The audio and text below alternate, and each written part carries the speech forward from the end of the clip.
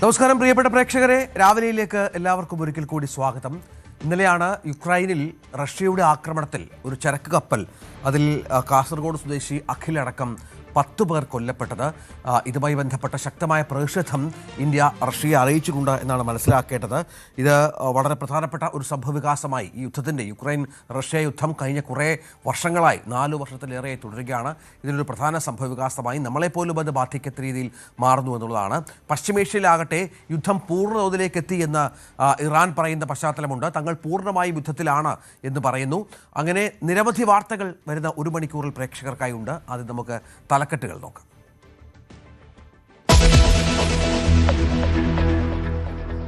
നിതിൻ രാജ് കേസിൽ പ്രതിയെ ജാമ്യത്തിൽ വിട്ടതിൽ വിവാദം. പ്രതി MK റാമിനെ വിട്ടയച്ചത് നടപടിക്രമങ്ങളിലെ വീഴ്ചയെ തുടർന്നെന്ന ആരോപണം. റാമിനെ ചോദ്യം ചെയ്യാൻ ക്രൈംബ്രാഞ്ച് 2 ദിവസത്തിനകം ഹാജരാകണമെന്ന് നിർദ്ദേശം.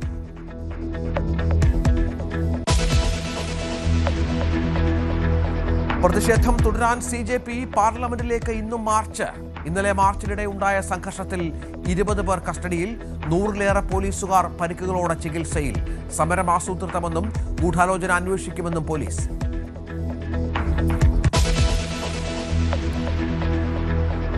KPCC അധ്യക്ഷനെ തീരുമാനിക്കാനിരിക്കെ മുഖ്യമന്ത്രി VD സതീശൻ ഡൽഹിയിൽ. ഹൈക്കമാൻഡുമായി ചർച്ച നടത്തുമെന്ന് സൂചന. കേരളവുമായി ബന്ധപ്പെട്ട വിവിധ വിഷയങ്ങളിൽ കേന്ദ്രമന്ത്രിമാരുമായി ചർച്ച. സംസ്ഥാനത്തെ MP-മാരെയും കാണും.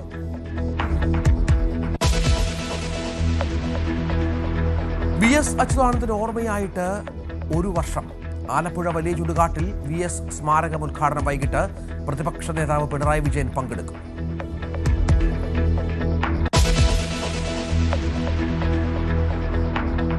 പാലാ നഗരസഭയിൽ UDF മുന്നണിക്കെതിരായ അവിശ്വാസ പ്രമേയം ഇന്ന്. കോൺഗ്രസ് വിമതനായ രാഹുൽ അവിശ്വാസത്തെ പിന്തുണയ്ക്കും. സ്വതന്ത്ര കൂട്ടായ്മയ്ക്കെതിരെ നിലപാടെടുത്ത് കോൺഗ്രസിൽ നിന്ന് ഒരംഗം കൂടി എത്തുമോ എന്ന ആകാംക്ഷ.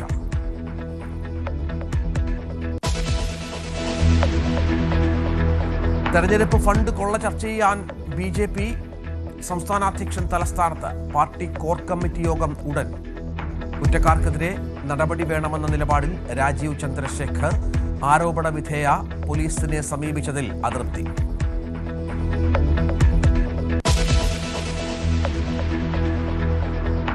ഓൺലൈൻ ടാക്സി ഡ്രൈവർമാരുടെ സമരം ഇന്നു മുതൽ. പ്രതിഷേധം ഊബർ, ഒല, റാപ്പിഡോ, കേരള സവാരി തുടങ്ങിയ ഓൺലൈൻ പ്ലാറ്റ്ഫോമുകൾക്കെതിരെ. കമ്പനികൾ കമ്മീഷൻ കൊള്ള നടത്തുന്നുവെന്ന് ഡ്രൈവർമാർ.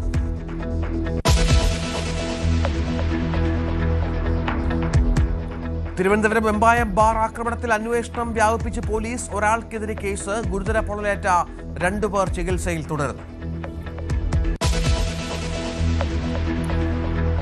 നമുക്ക് വിശദമായ വാർത്തകളിലേക്ക് കടക്കാം. അഞ്ചരക്കണ്ടി ദന്തൽ കോളേജ് വിദ്യാർത്ഥി നിതിൻ രാജിന്റെ മരണത്തിൽ പ്രതി MK റാമിനെ ക്രൈംബ്രാഞ്ച് ചോദ്യം ചെയ്യും. ഇന്നലെയാണ് കുടകിൽ നിന്ന് റാമിനെ വളരെ നാടകീയമായി ക്രൈംബ്രാഞ്ച് പോലീസ് സംഘം പിടികൂടിയത്. വേഷപ്രശ്നനായി വേഷമൊക്കെ മാറി താമസിക്കുകയായിരുന്നു റാം എന്നാണ് മനസ്സിലാക്കേണ്ടത്. പക്ഷേ റാമുമായി ബന്ധപ്പെട്ട് ജാമ്യം ലഭിക്കുന്ന ഒരു പശ്ചാത്തലം എങ്ങനെ ഒരുങ്ങി എന്നുള്ളതാണ് ഇപ്പോൾ വിമർശന വിധേയമായിരിക്കുന്നത്. 2 ദിവസത്തിനകം അന്വേഷണ സംഘത്തിൽ ഹാജരാകണമെന്ന് റാമിനോട് ആവശ്യപ്പെട്ടിട്ടുണ്ട്. ഈ വീഴ്ച വളരെ പ്രധാനപ്പെട്ട ഒന്നായി കാണുന്നുമുണ്ട്. ഈ മരിച്ച നിതിൻ രാജിൻ്റെ ബന്ധുക്കളടക്കം. റാം വളരെ മാസങ്ങളായി ജയിലിലായിരുന്നു, നമുക്കറിയാം. ഈ ജയിലിലായി പിടിച്ച പ്രതി അന്ന് തന്നെ ജാമ്യം ലഭിച്ച് പുറത്തിറങ്ങുക എന്ന് പറയുമ്പോൾ അന്വേഷണത്തിലുണ്ടായ വലിയ വീഴ്ചയാണ് എന്നുള്ള വിവരങ്ങൾ കൂടിയാണ് ഇപ്പോൾ ആരോപണമായി അന്തരീക്ഷത്തിൽ ഉയരുന്നത്. KV ബൈജു വിവരങ്ങളുമായി ചേരും. ബൈജു, വളരെ പെട്ടെന്ന് ജാമ്യം കിട്ടുന്ന ഒരു സാഹചര്യം ഉണ്ടാവുകയാണ്. കാരണം നേരത്തെ പറഞ്ഞതുപോലെ നിയമപരമായ എല്ലാ ആനുകൂല്യങ്ങളും മറികടന്നാണ്, അതിനെ എതിർത്തുകൊണ്ടാണ്, നിഷേധിച്ചുകൊണ്ടാണ് അയാൾ ഒളിവിൽ തുടർന്നത്, സംശയമില്ല. എന്നിട്ടും ഇയാളെ വളരെ പെട്ടെന്ന് ജാമ്യം കിട്ടുന്നൊരു സാഹചര്യത്തെ എങ്ങനെ കാണണം? എവിടെയാണ് വീഴ്ച സംഭവിച്ചത്? ഇക്കാര്യത്തിൽ അന്വേഷണ ഉദ്യോഗസ്ഥർ എന്തെങ്കിലും വിശദീകരണം നൽകുന്നുണ്ടോ?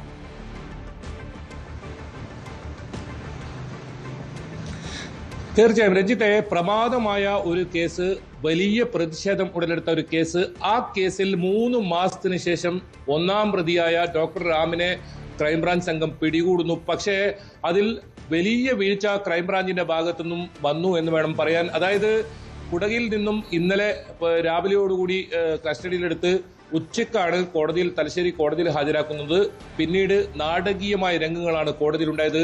അതായത് റാമിനെ സുപ്രീം കോടതിയുടെ നിർദ്ദേശം, അതായത് ഉത്തരവുകൾ പാലിക്കാതെയുള്ള ഒരു അറസ്റ്റാണ് നടന്നതെന്ന് പറഞ്ഞ് വിട്ടയക്കുന്ന സാഹചര്യം, അതായത് ജാമ്യത്തിലല്ല, കോടതി വിട്ടയക്കുകയായിരുന്നു. അങ്ങനെ ഒരു സാഹചര്യമായിരുന്നു ഉണ്ടായത്.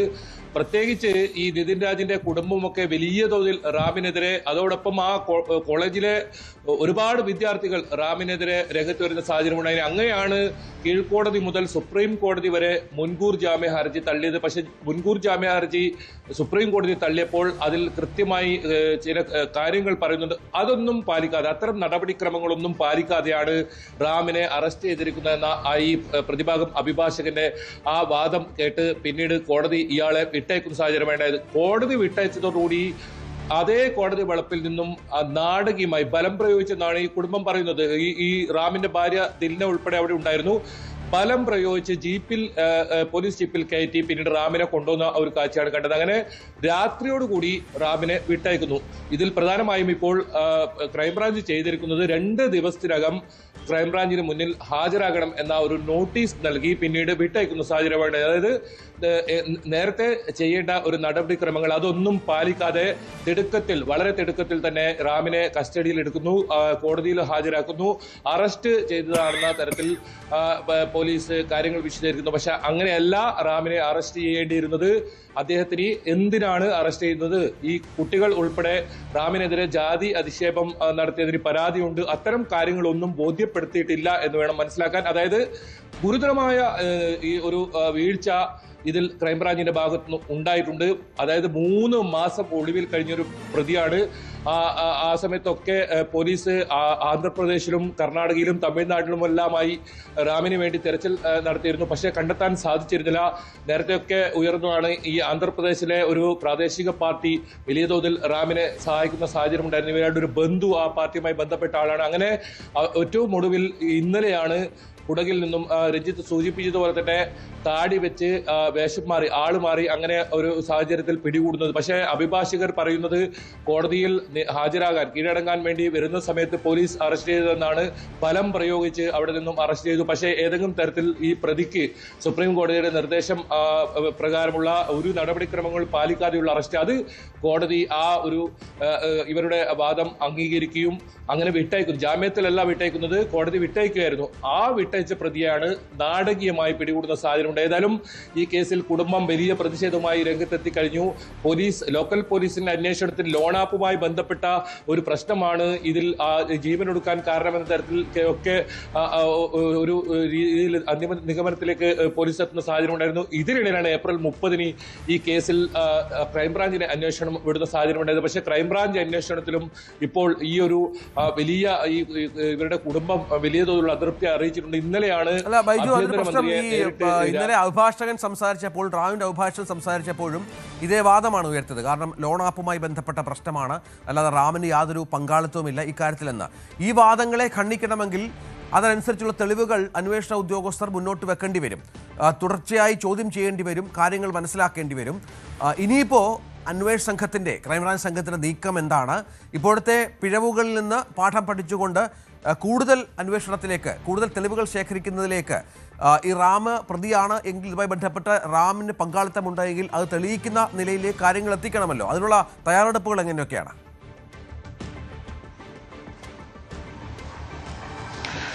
രജിത്ത്, തീർച്ചയായും അതിനാണ് ഇപ്പോൾ റാമിനെ ഇന്നലെ ചെയ്തത്. ഈ കോടതിയിൽ നിന്നും പിന്നീട് വിട്ടയച്ച റാമിനെ പോലീസ് കസ്റ്റഡിയിലെടുക്കുകയും അതിനുശേഷം ക്രൈംബ്രാഞ്ച് ഓഫീസിലെത്തുകയും അവിടെ നിന്നും എന്താണോ സുപ്രീം കോടതി നിയമം അനുസരിച്ച് പറയുന്നത് അത്തരം നടപടിക്രമങ്ങൾ പൂർത്തിയാക്കി. അതായത് ഒരു നോട്ടീസ് നൽകുന്നു, ഈ നിതിൻ രാജിന്റെ മരണവുമായി ബന്ധപ്പെട്ട് ചോദ്യം ചെയ്യാനുണ്ട്, വിശദമായ ചോദ്യം ചെയ്യാനുണ്ട്. അതോടൊപ്പം കോളേജിലെ കൂടുതൽ വിദ്യാർത്ഥികളും ജാതി അധിക്ഷേപവുമായി ബന്ധപ്പെട്ട് പരാതിയുണ്ട്, അത്തരം പരാതികളിൽ മേൽ ചോദ്യം ചെയ്യാനുണ്ടെന്ന ഒരു അറിയിപ്പ്, അത്തരം നോട്ടീസ് നൽകുകയും 2 ദിവസത്തിനകം ക്രൈംബ്രാഞ്ചിന് മുന്നിൽ ഹാജരാകണമെന്ന ഒരു നിർദ്ദേശവും നൽകിയാണ് വിട്ടയക്കുന്ന സാഹചര്യം ഉണ്ടായത്. ഇനിയിപ്പോ ക്രൈംബ്രാഞ്ച് സംഘത്തിന് ഈ സുപ്രീം കോടതി നടപടിക്രമങ്ങൾ പാലിക്കേണ്ടതുണ്ട്. അങ്ങനെ റാം പോലീസിൽ നേരിട്ട് എത്തുകയും മുന്നിലെത്തുകയും ക്രൈംബ്രാഞ്ച് സംഘത്തിന് മുന്നിലെത്തുകയും അവിടെ മൊഴികൾ നൽകി. അതായത് നേരത്തെ ചോദ്യം ചെയ്യൽ ഇന്നലെ മണിക്കൂറുകളോളം ഇന്നലെ ചോദ്യം ചെയ്യുന്ന സാഹചര്യമാണ് ഉണ്ടായത്. ആരൊക്കെ ഈ ഒളിവിൽ കഴിയാൻ സഹായിച്ചു, എവിടെയൊക്കെ ഒളിവിൽ കഴിച്ചു, അത്തരം കാര്യങ്ങളൊക്കെ വിശദമായി ഇന്നലെ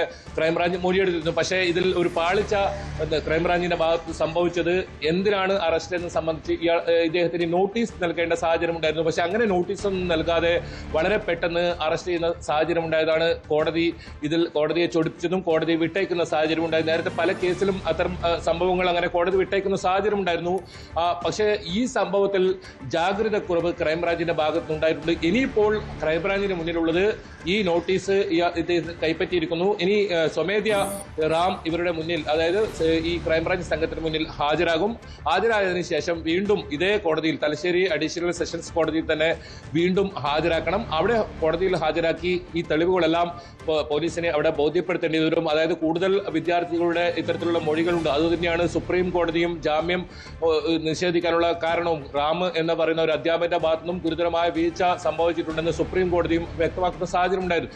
ഇനിയിപ്പോൾ ആ ഒരു തരത്തിൽ ആ തെളിവുകൾ ഉൾപ്പെടെ ആ കാര്യങ്ങൾ പ്രോസിക്യൂഷന് ഇത്തരത്തിൽ കോടതിയെ ബോധിപ്പിക്കേണ്ടി വരും. അങ്ങനെ ഉണ്ടായാൽ മാത്രമേ ജാമ്യനെ ജുഡീഷ്യൽ കസ്റ്റഡിയിലേക്ക് വിടും. അതല്ലെങ്കിൽ പോലീസ് കസ്റ്റഡിയിൽ ആവശ്യപ്പെട്ട് ഹർജി നൽകാൻ ആലോചിക്കുന്നുണ്ട്, കൂടുതൽ ചോദ്യം ചെയ്യണമെന്ന് ഒക്കെ പറഞ്ഞു. പക്ഷേ ഇനിയിപ്പോൾ അതിന് സാധ്യത വളരെ കുറവാണ്. കാരണം ഒരിക്കൽ കസ്റ്റഡിയിലെടുത്ത് മണിക്കൂറുകളോളം ചോദ്യം ചെയ്തു, വീണ്ടും നോട്ടീസ് നൽകി അതേ പ്രതിയെ അതേ കേസിൽ തന്നെ വിളിച്ചു വരുത്തുന്നു. ഇനിയിപ്പോൾ അതിൽ റാം നൽകുന്ന വിശദീകരണം, ഈ അഭിഭാഷകർ ഉൾപ്പെടെ പറയുന്നത് അത് തന്നെയാണ്. റാമിന് ഏതെങ്കിലും തരത്തിൽ ഈ ഒരു സംഭവത്തിൽ ബന്ധമില്ല, റാമിന്റെ നിരപരാധിത്വം കോടതിയിൽ തെളിയിക്കാൻ അതാണ് വേണ്ടത്. ഏതായാലും റാമിനെ വീണ്ടും ചോദ്യം ചെയ്യാനുള്ള നീക്കത്തിലാണ് ക്രൈംബ്രാഞ്ച് സംഘം എന്നാണ് മനസ്സിലാക്കേണ്ടത്.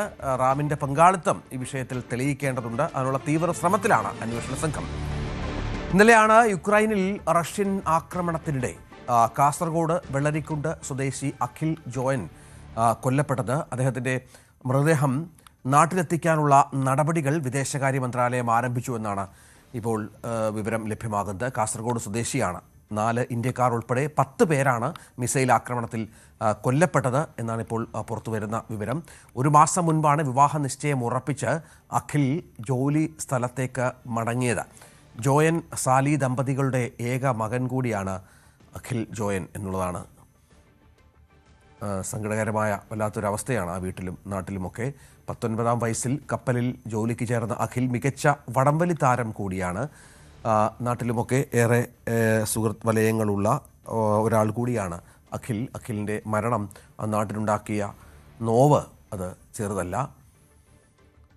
കെ വി ബൈജു തുടരുന്നുണ്ട്. ബൈജു, വളരെ സങ്കടകരമായ ഒരു കാര്യമാണ്. ഒരു ചെറുപ്പക്കാരൻ, ജോലി തേടിപ്പോയ ആൾ, അച്ഛൻ്റെ അമ്മയുടെയും ഏക മകൻ, വിവാഹ നിശ്ചയം കഴിഞ്ഞിട്ട് 1 മാസമായിട്ടേ ഉള്ളൂ. ഒരുപാട് പ്രതീക്ഷകളോടെ പോകുന്ന അപ്രതീക്ഷിതമായൊരു സംഭവം ഉണ്ടാകുന്നു. ഇപ്പോൾ എന്താണ് നാട്ടിൽ ലഭിച്ചിരിക്കുന്ന വിവരം? മറ്റ് ഇനിയുള്ള നടപടിക്രമങ്ങൾ എന്തൊക്കെയാണ്? ഇതുമായി ബന്ധപ്പെട്ട് ഇന്ത്യൻ എംബസി അധികൃതരോ അങ്ങനെ കേന്ദ്രത്തിൽ നിന്നോ ഉദ്യോഗസ്ഥരൊക്കെ ആരെങ്കിലും നാട്ടിൽ ബന്ധപ്പെട്ടിരുന്നോ? ഈ കപ്പൽ ഉടമകളും മറ്റും ഉണ്ടാകുമല്ലോ, ഷിപ്പിംഗ് കമ്പനി ഉടമകളും, അവരുടെ എന്തെങ്കിലും വിളികളോ മറ്റ് നടപടിക്രമങ്ങളുടെ കാര്യത്തിലോ വ്യക്തത വന്നിട്ടുണ്ടോ?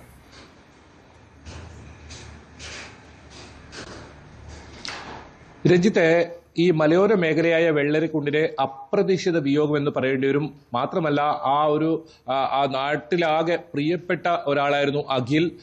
മാത്രമല്ല ഈ വീട്ടുകാരുടെ ഏക അത്താണി കൂടിയാണ്. വളരെ സാധാരണപ്പെട്ട കുടുംബത്തിൽ ഉള്ള ഒരാളാണ് അഖിൽ.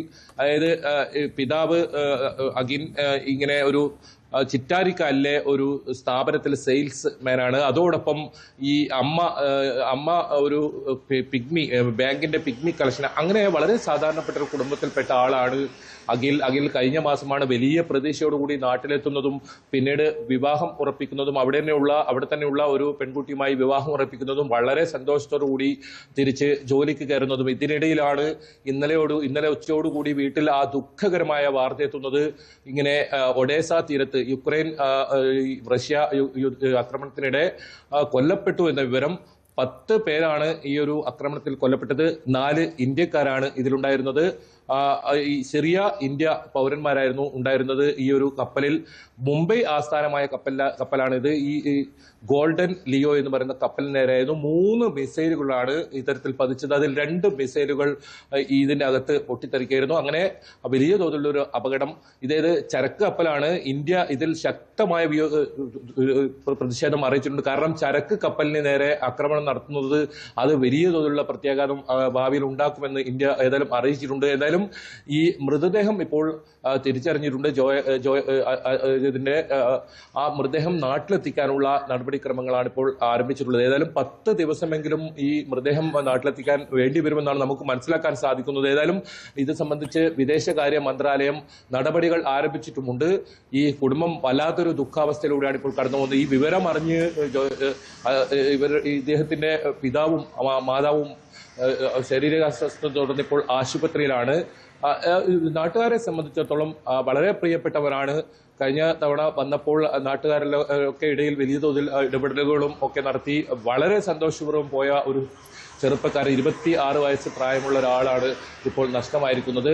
19 വയസ്സിലാണ് ഇങ്ങനെ കപ്പലിൽ ജോലിക്ക് കയറുന്നത്. വലിയ സന്തോഷത്തോടു കൂടി ഉണ്ടായിരുന്ന, അല്ലെങ്കിൽ സാധാരണപ്പെട്ട ഒരു കുടുംബത്തെ ഒന്ന് പച്ച പിടിച്ച് വരുന്ന സമയത്താണ് ഇങ്ങനെ ഒരു വിയോഗം. നേരത്തെ സൂചിപ്പിച്ചതുപോലെ തന്നെ ഏക ഇവർക്ക് നഷ്ടപ്പെട്ടത്. നാട്ടിലെ പ്രിയപ്പെട്ട ഒരാളാണ് ഇപ്പോൾ നഷ്ടമായിരിക്കുന്നത്. മിടുക്കനായ ചെറുപ്പക്കാരന്റെ ദേഹവിയോഗം അത് അവിടെ റഷ്യയുടെ ആക്രമണത്തിൽ യുക്രൈനിൽ കൊല്ലപ്പെടുന്ന പശ്ചാത്തലമൊരുങ്ങുന്നു. നാടിനൊക്കെ വലിയ നോവായി ആ സംഭവം മാറുകയാണ്. മറ്റൊരു വാർത്തയിലേക്ക്. AICC നേതൃത്വവുമായി കൂടിക്കാഴ്ചയ്ക്ക് മുഖ്യമന്ത്രി VD സതീശൻ ഡൽഹിയിൽ. കോൺഗ്രസ് ദേശീയ അധ്യക്ഷൻ മല്ലികാർജ്ജുൻ ഖാർഗെ, ലോക്സഭയിലെ പ്രതിപക്ഷ നേതാവ് രാഹുൽ ഗാന്ധി എന്നിവരുമായി കൂടിക്കാഴ്ചയുണ്ട്. പുതിയ KPCC അധ്യക്ഷൻ ആരാകണം എന്നതുമായി ബന്ധപ്പെട്ട തൻ്റെ നിലപാട് ഹൈക്കമാൻഡിനെ അറിയിക്കും എന്നാണ് മനസ്സിലാക്കേണ്ടത്. ഏതായാലും മുഴുവൻ സമയ ചുമതലയുള്ള അധ്യക്ഷനെ തിരഞ്ഞെടുക്കാൻ വൈകുന്നത് പാർട്ടിക്കും സർക്കാരിനുമിടയിൽ പ്രതിസന്ധി രൂക്ഷമാക്കിയതിന് പിന്നാലെയാണ്. വിഷയത്തിൽ ഹൈക്കമാൻഡിൻ്റെ അടിയന്തര ഇടപെടൽ. കഴിഞ്ഞ ദിവസമാണ് രാഹുൽ ഗാന്ധി മാധ്യമങ്ങളെ കണ്ടു തുടങ്ങിയതും ഇന്ത്യയിൽ തിരിച്ചെത്തിയതും മറ്റും. അതിനുശേഷമാണ് ഈ ചർച്ചകൾക്ക് ചൂട് വർദ്ധിച്ചത് എന്ന് വേണം മനസ്സിലാക്കാൻ. പാർട്ടി പുനഃസംഘടനയിൽ ഏറെ നിർണായകമായ ഒരു സന്ദർശനം കൂടിയാണ്. മുഖ്യമന്ത്രിയുമായുള്ള ചർച്ചകൾക്ക് ശേഷം സംസ്ഥാനത്തെ മുതിർന്ന കോൺഗ്രസ് നേതാക്കളെയും KPCC നേതൃത്വത്തെയും ഹൈക്കമാൻഡ് ഡൽഹിക്ക് വിളിപ്പിക്കുമെന്നാണ് ഇപ്പോൾ ലഭിക്കുന്ന സൂചന. പാലാ നഗരസഭയിൽ UDF മുന്നണിക്കെതിരായ അവിശ്വാസ പ്രമേയം, നിർണായകമായ അവിശ്വാസ പ്രമേയം ഇന്ന് വരികയാണ്. 26 അംഗ നഗരസഭയിൽ 14 പേരുടെ പിന്തുണ ലഭിച്ചാൽ അവിശ്വാസം പാസ്സാകും. നിലവിൽ 12 പേരാണ് ഇടതു മുന്നണിയിലുള്ളത്. കോൺഗ്രസ് വിമതയായ മായ രാഹുൽ അവിശ്വാസത്തെ പിന്തുണയ്ക്കുമെന്ന് അറിയിച്ചിട്ടുണ്ട്. അപ്പോൾ 13 പേരായി. ഇതിനകം തന്നെ സ്വതന്ത്ര കൂട്ടായ്മയ്ക്കെതിരെ നിലപാടെടുത്ത കോൺഗ്രസിൽ നിന്ന് ഒരംഗം കൂടി ഇപ്പുറത്തെത്തിയാൽ അത് അവിശ്വാസ പ്രമേയം പാസ്സാകാനുള്ള ഇടവരുത്തും. ശ്രീജിത്ത് വിവരങ്ങൾ പങ്കുവെക്കും. ശ്രീജിത്ത്, സ്വതന്ത്ര മുന്നണി അതൊരു വല്ലാത്ത കൂട്ടായ്മയായിരുന്നു. അതിൻ്റെ ഒരു ഭാവി എന്താണ് എന്നതുകൂടി തീരുമാനിക്കുന്ന ഒരു അവിശ്വാസ നോട്ടീസാണ് ഇപ്പോൾ വന്നിരിക്കുന്നത്. എന്ത് മനസ്സിലാക്കണം? ഈ സമയം വരെയുള്ള വിവരമനുസരിച്ച് പ്രമേയം പാസ്സാകാനുള്ള ഇടയാണോ കൂടുതൽ?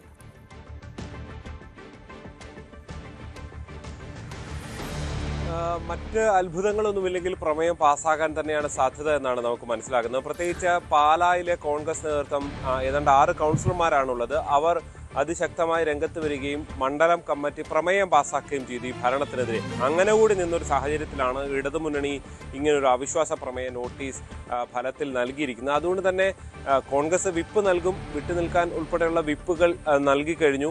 പക്ഷെ അങ്ങനെ നൽകിയാൽ പോലും ഏതെങ്കിലും ഒരു അംഗം ആ വിപ്പ് ലംഘിച്ചുകൊണ്ട് ഈ ഭരണത്തെ താഴെ ഇറക്കാൻ വേണ്ടിയുള്ള നീക്കം നടത്തും എന്നാണ് മനസ്സിലാക്കാൻ സാധിക്കുന്നത്. കാരണം വിപ്പ് നൽകുക എന്നുള്ളതിനപ്പുറത്തേക്ക് ആ വിപ്പിനെതിരെ വിപ്പ് ലംഘിച്ചതിനെതിരെ തെരഞ്ഞെടുപ്പ് കമ്മീഷനിലൊക്കെ പാർട്ടി പോകുമോ, കോൺഗ്രസ് പോകുമോ എന്നൊക്കെ ഉള്ളതാണ് കാത്തിരുന്ന് കാണേണ്ടത്. പ്രത്യേകിച്ച് ഒരുപക്ഷെ ഭാവിയിൽ കേരള കോൺഗ്രസ് എമ്മും കോൺഗ്രസും ഒരൊറ്റ മുന്നണിയാകാനുള്ള സാധ്യത അവരും മുന്നിൽ കാണുന്നുണ്ട്, കോൺഗ്രസ് മുന്നിൽ കാണുന്നുണ്ട്. കേരള കോൺഗ്രസ് എമ്മിനെ സംബന്ധിച്ച് അതൊരു വലിയ ലക്ഷ്യമായി തന്നെ നിൽക്കുന്നു. തിരികെ UDFിലേക്ക് പോവുക എന്നുള്ളതൊരു വലിയ ലക്ഷ്യമായി തന്നെ നിൽക്കുന്നു. ആ നിലയിൽ നോക്കുമ്പോൾ കാര്യങ്ങൾ ഒരല്പം എളുപ്പമാകാനാണ് സാധ്യത. ഏതെങ്കിലും ഒരു അംഗത്തിൻ്റെ ബലം മാത്രം മതി. കാരണം 13 പേരുടെ പിന്തുണ ഇതിനകം തന്നെ LDF ഫലത്തിലേതാണ്ടുണ്ട്. ഒരംഗം കൂടി പിന്തുണച്ചാലാണ് അവിശ്വാസം പാസ്സാകുക. അതായത് 26 പേരിൽ 14 പേരുടെ പിന്തുണ ഉറപ്പായും നേടിയാൽ മാത്രമേ അവിശ്വാസം പാസ്സാകുകയുള്ളൂ. അത് ഫലത്തിൽ ഉണ്ടാകും എന്ന് തന്നെയാണ് പ്രതീക്ഷിക്കുന്നത്. അങ്ങനെ വന്നാൽ ഒരുപക്ഷെ രാജ്യത്തെ ഏറ്റവും പ്രായം കുറഞ്ഞ നഗരസഭാ അധ്യക്ഷയായി തിരഞ്ഞെടുക്കപ്പെട്ട ദിയ ബിനു പുളിക്കകണ്ടം കുടുംബത്തിന് പാലാ നഗരസഭയുടെ ഭരണം നഷ്ടമാകും. പക്ഷേ നാടകങ്ങൾ ഇവിടെ അവസാനിക്കുമെന്ന് കരുതാൻ വയ്യ. പ്രത്യേകിച്ച് പാലായിൽ ഉള്ള ജോസഫ് വിഭാഗം 3 അംഗങ്ങളുണ്ട്. KDP അതായത് മാണി സി കാപ്പൻ്റെ വിഭാഗത്തിന് 1 അംഗമുണ്ട്. ഇവരുടെ എല്ലാവരുടെയും എതിർപ്പ് മറികടന്നുകൊണ്ടാണ് ഫലത്തിൽ കോൺഗ്രസിന്റെ പ്രാദേശിക നേതൃത്വത്തിന്റെ നീക്കങ്ങൾ നടന്നത്. ജില്ലാ നേതൃത്വം ഉൾപ്പെടെ ഇടപെട്ട് പല അനുനയ നീക്കങ്ങൾ നടത്തിയിട്ടുണ്ട്. പക്ഷെ അതൊക്കെ ഫലം കാണുമോ എന്നുള്ളത് ഇന്ന് രാവിലെ 11 മണിക്ക് മാത്രമേ അറിയാൻ സാധിക്കുകയുള്ളൂ. എന്തായാലും കേരള കോൺഗ്രസ് എം വലിയ പ്രതീക്ഷയിലാണ് ഉള്ളത്. പാലായിലെ ഏറ്റവും വലിയ ഒറ്റക്കക്ഷി 10 അംഗങ്ങളുള്ള തങ്ങളാണ് ഒറ്റക്കക്ഷി എന്ന് പറയുന്നത്. പക്ഷേ ഇപ്പോൾ ഭരണത്തിലേക്ക് തങ്ങൾ വരാനില്ല. കാരണം ഈ ഇപ്പോൾ പോകുന്ന ഭരണം അട്ടിമറിച്ചത് തങ്ങളാണ് എന്നൊരു പ്രതീതി സൃഷ്ടിക്കാൻ താല്പര്യമില്ല എന്ന് അവർ ഫലത്തിൽ തുറന്നു പറയുകയാണ്. എന്തായാലും ഇപ്പോഴത്തെ സ്വതന്ത്ര മുന്നണിയെ താഴെയിറക്കുക എന്നുള്ള ലക്ഷ്യം തന്നെ LDF പ്രത്യേകിച്ച് കേരള കോൺഗ്രസ് എമ്മിനുണ്ട്. തൊട്ടപ്പുറത്ത് അതിനേക്കാൾ ആഗ്രഹത്തോടെ അതിനേക്കാൾ ആവേശത്തോടെ നിൽക്കുന്നത് കോൺഗ്രസിന്റെ പ്രാദേശിക നേതൃത്വമാണ്. എന്തായാലും 11 മണിയോടുകൂടി കാര്യങ്ങൾ വ്യക്തമാണ്. അതാണ് മനസ്സിലാക്കേണ്ടത്. നമുക്കറിയാം, നാടകീയ സംഭവവികാസങ്ങൾ ഒരുപാട് കണ്ട ഒരു നഗരസഭയാണ്. രാഷ്ട്രീയ കുതികാൽവെട്ടുകളും കാലുവാരലുകളും മുന്നണി മാറ്റങ്ങളും കൂറുമാറ്റങ്ങളും ഒക്കെ ഒരുപാട് കാണുന്നൊരു സ്ഥലം കൂടിയാണ് കോട്ടയം ജില്ല. പൊതുവെ കേരള കോൺഗ്രസിൻ്റെ വിളഭൂമിയാണ്. അവിടെ ഏത് തരത്തിൽ എങ്ങോട്ടൊക്കെ ആളുകൾ മാറും, അവിശ്വാസം പാസ്സാകുമോ, പുതിയ ഭരണസമിതി വരുമോ, അത് നിലവിലുള്ള ഭരണസമിതി തുടരുമോ, അത്തരം കാര്യങ്ങളിലൊക്കെ വ്യക്തത വരേണ്ടതുണ്ട്. അവസാന നിമിഷം വരെ ആ ആകാംക്ഷ അങ്ങനെ തുടരുകയും ചെയ്യും. തെരഞ്ഞെടുപ്പ് ഫണ്ട് കൊള്ളയിൽ സംസ്ഥാന BJP പ്രതിസന്ധി തുടരുന്നതിനിടെ സംസ്ഥാന അധ്യക്ഷൻ തലസ്ഥാനത്തെത്തി. പ്രതിസന്ധി ചർച്ച ചെയ്യാൻ വൈകാതെ BJPയുടെ കോർ കമ്മിറ്റി യോഗവും ചേരും എന്നാണ് വിവരം. സംസ്ഥാന നേതൃത്വം തള്ളിക്കളയുമ്പോഴും നിരവധി തെളിവുകൾ പുറത്തു വന്നത് പാർട്ടിയെ വല്ലാതെ സമ്മർദ്ദത്തിലാക്കുന്നുണ്ട്. കുറ്റക്കാർക്കെതിരെ കർശന നടപടി വേണമെന്ന നിലപാടാണ് രാജി ആരോപണം നേരിടുന്ന മുൻ സംസ്ഥാന സെക്രട്ടറി വേണമെന്ന നിലപാടാണ് രാജീവ് ചന്ദ്രശേഖറിന്. ആരോപണം നേരിടുന്ന മുൻ സംസ്ഥാന സെക്രട്ടറി പോലീസിനെ സമീപിച്ചതിലും പാർട്ടിക്ക് വല്ലാത്ത അതൃപ്തിയുണ്ട്. പാർട്ടിക്കുള്ളിൽ തന്നെ ഈ വിഷയം പരിഹരിക്കേണ്ടതാണ്. പാർട്ടിയുടെ അന്വേഷണമുണ്ട്. ഇതിനിടയിലാണ് ആരോപണം നേരിടുന്ന ആൾ പോലീസിനെ സമീപിക്കുകയും ഇത് പുറത്തേക്കുള്ള ഒരു വിഷയമായി മാറുകയും ചെയ്തത്. പോലീസ് അന്വേഷണമോ അത്തരം എന്തെങ്കിലും ഉണ്ടായാൽ ഇതുമായി ബന്ധപ്പെട്ട് കൂടുതൽ പ്രതിസന്ധിയിലേക്ക് പാർട്ടി പോകുമെന്ന കാര്യത്തിൽ സംശയമില്ല. പാർലമെന്റിലേക്ക് ഇന്നും പ്രതിഷേധ മാർച്ച് നടത്തുമെന്ന് കോക്രോച്ച് ജനതാ പാർട്ടി. പ്രഖ്യാപനം ഉടൻ ഉണ്ടാകുമെന്നാണ് അഭിജിത്ത് ദീപ്കയുടെ പ്രതികരണം. ഇന്നലെ ഉണ്ടായ സംഘർഷത്തിൽ 70 പേരെ കസ്റ്റഡിയിലെടുത്തിട്ടുണ്ട്. ഇതുവരെ 118 പോലീസുകാർക്ക് ഇതുമായി ബന്ധപ്പെട്ട് പരിക്കേറ്റിട്ടുണ്ട്. രാത്രിയോടെ സമരവേദിയിലേക്ക് തിരിച്ചെത്തിയ CJP പ്രവർത്തകരെ എങ്ങനെ നേരിടുമെന്ന ആകാംക്ഷ ഉണ്ട്. കാരണം ഇന്നലെ പന്തൽ പൊളിച്ചിരുന്നു. പക്ഷേ അവർ രാത്രിയിൽ വീണ്ടും പന്തൽ കെട്ടി അവിടെ സമരം ആരംഭിച്ചിരിക്കുന്നു, പഴയതുപോലെ എന്നാണ് മനസ്സിലാക്കേണ്ടത്. ഇന്നും പാർലമെന്റ് സമ്മേളനമുണ്ട്. അവിടെ എന്ത് നിലപാടാണ് ഇവർ സ്വീകരിക്കുക എന്ന് നിർണായകമാണ്. VR കാർത്തിക് ഉണ്ട്. കാർത്തിക്, ഇന്നലെ അസാധാരണമായ സംഭവവികാസങ്ങൾ ഒരുപക്ഷെ BJP സർക്കാർ അധികാരത്തിൽ വന്നതിന് ശേഷം അവർ നേരിടുന്ന കർഷക സമരമൊക്കെ കണ്ടിട്ടുണ്ട്.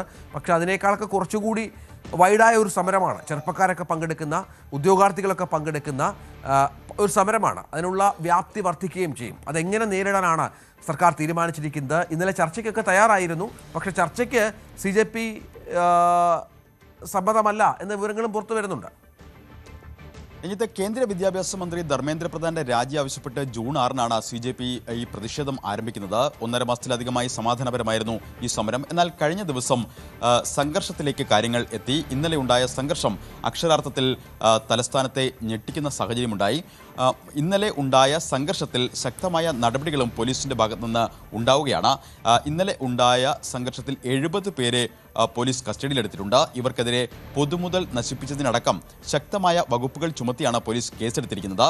60 പ്രതിഷേധക്കാർക്ക് പരിക്കുണ്ട്. മാത്രമല്ല IPS ഉദ്യോഗസ്ഥർ ഉൾപ്പെടെ 118 പോലീസുകാർക്കാണ് ഇന്നലെ ഈ സംഘർഷത്തിൽ പരിക്കേറ്റത്.